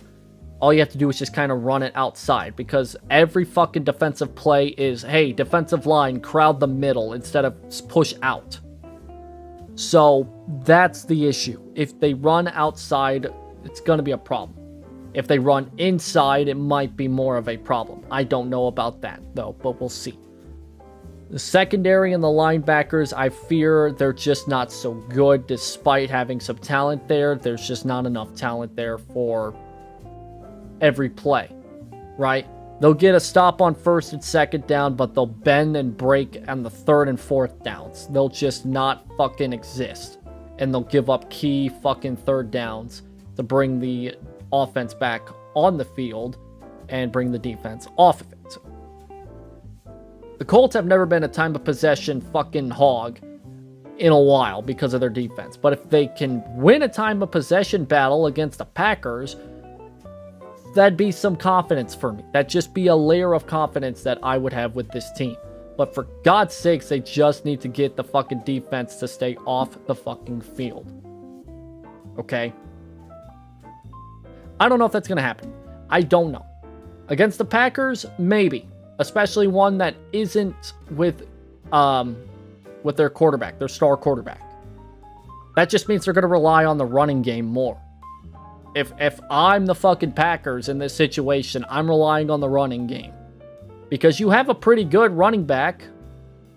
Just hand it to him more often than not. Give him like 20, 30, maybe 40 carries. Fuck it. It got Joe Mixon 160 yards rushing last week. He was the #1 rusher of the fucking league, which is not good for a guy like me who wants to not hear that fucking stat line every fucking 10 minutes.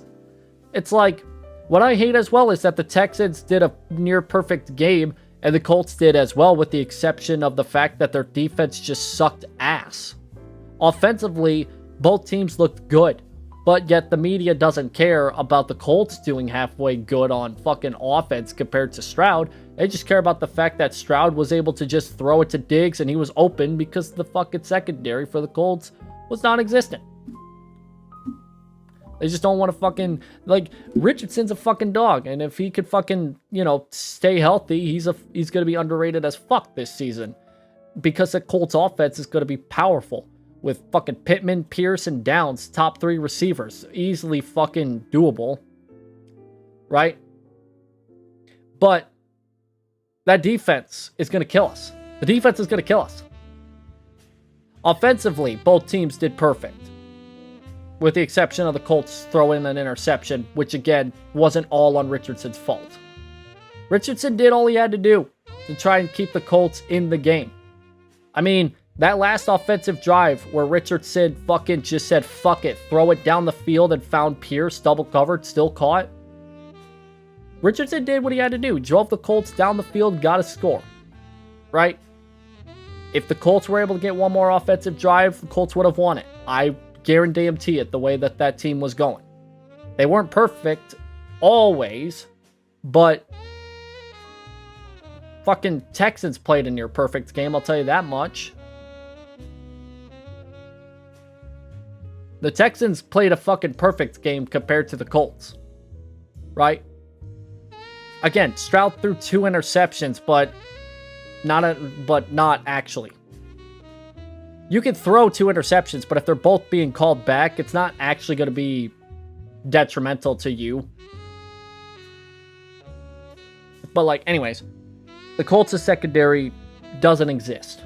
The running defense doesn't exist for the Colts. It didn't against the Texans, but if it does against the Packers, I'll feel much happier, right? Like, the Texans are a strong team. I believe that if the Colts and the Texans face off again, and they're both fucking healthy teams, it's still going to be game of the week. Because of how crazy those two are. Like, they're really close. Everything about those two teams makes that game, that matchup just insane to watch every time last season, no exception. With Richardson being hurt, it kind of sucked a little bit, right? Sucked that air right out of 2 young QBs going at it. But it was still like a young QB versus a QB that is trying to prove himself at the same time. It was still good matchups, right? This season, already 1 game in, and it just shows that that's still a good matchup between those two, right? Texans, they knew what they had to do to win, and they did it right. The Colts offensively couldn't do anything because they weren't able to get out on the field. Because their defense kept bending and bending until they finally broke at the end of the game. It could have been a fucking hell of a game had Richardson not throw that interception. It probably would have been a 30-30 plus ball game between the two teams. Right? I still think game of the week regardless if the Colts lost. Because that game just fucking was awesome. Close, down to the wire, basically all game long. Like, the Colts were down 14 points at one point. I think 14 or close to that. I thought it was game over, but then Richardson just drove down the field and immediately told my ass to shut up. And then I was like, cool, all the defense has to do now is just, get the fucking offense back on the field, and they did not. That shit sucks as a fan. Because, I want to see this offense. I want to see Richardson play. I want to see him, like, actually put on, like, a 10-minute drive. Because that would just be awesome to watch. Especially if it's capped off with a score of any kind. But, like, that would just be cool. I feel like I didn't see that at all in week 1. I felt like I saw nothing on the offense, despite, like, 3 amazing touchdowns. 4 of them, technically. No, 3. Because there was the one with Pierce, there was the one with Doolin, and there was the one with Richardson himself running it in. So, amazing fucking shit. Right? Against the Packers. Again, Packers inferior to the Texans in a lot of ways. Especially this week because they do not have their quarterback. Their offense is going to be one-dimensional as fuck, if I had to take a guess. And their defense, not as spectacular as the Texans. But I still am a little worried. The Colts could play perfect offense, and I mean genuinely perfect offense. And that defense is still going to find ways to keep the other team involved in winning the matchup, if not win it itself. Right? Like, if any games come down to an overtime battle with the Colts this season, which I feel like is going to be like at least 2 of them at this point, and if the Colts aren't the first ones on the field, it's a loss. It's a fucking loss. I can't be confident enough in the defense to be like, oh, they will get them, you know, down to at least, you know, the fucking, you know, they'll stop them before they get in the end zone. You know, they'll kick a field goal at least, right? Like, I can at least be confident in that. No, I can't even be that. Because I know that as soon as the Colts' defense is out there first, game over. Fuck, game over. Colts ain't fucking winning that, I'll tell you that much. I don't know. I want to see what the Packers do. I want them to prove me wrong, and they're more two-dimensional than I thought. If they run it a lot, I won't be shocked. If they pass it, I'll be more shocked. Because I genuinely don't think they're going to pass it that often. I don't think they can. I don't think they can. Not with Malik Willis under center. I just don't think that's possible. He's not a good quarterback. And without Jordan Love, that offense is going to be struggling because they have some good receivers and their running back's really good, but if they just utilize that running back, that's all they need. That's really all they need to do. Just utilize the running attack and you'll get it eventually. At least that's what I think.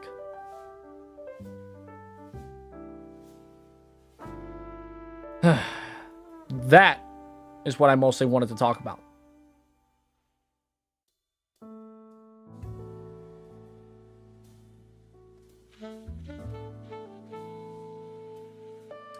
I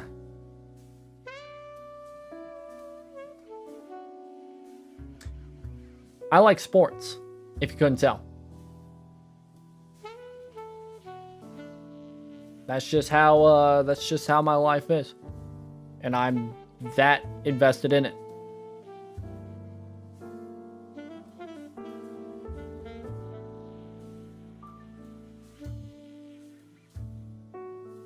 So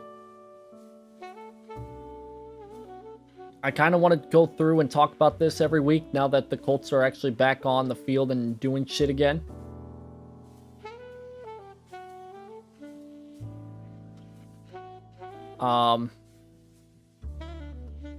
I know not a lot of people will sit and listen to it because it's sports and it's something that not a lot of people can understand. That's fine. I try to keep it at least somewhat engaging. Say that much. Something I like. It's something I like. I can yap about it. There's other teams I could yap about as well, but like I said, if I would have, I could have done then week 1, but I just couldn't because I didn't watch a lot of games. And I'm also just not that invested in a lot of these teams because they just ain't my teams.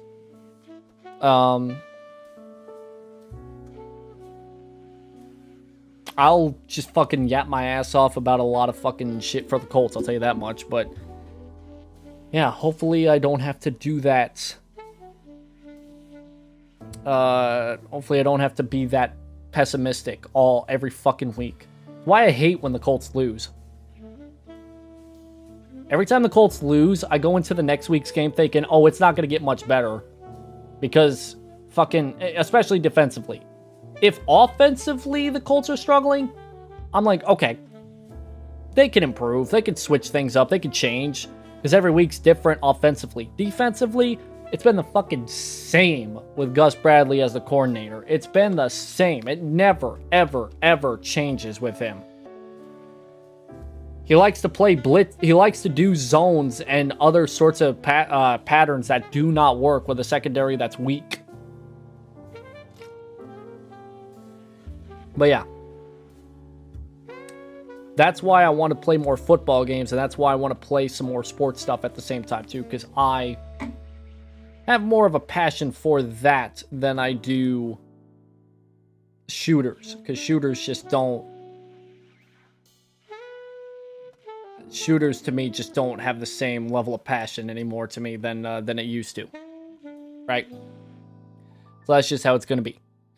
I initially wanted to play 2K5 today, play some football, but I yapped for 3 hours fucking straight, and I just couldn't stop.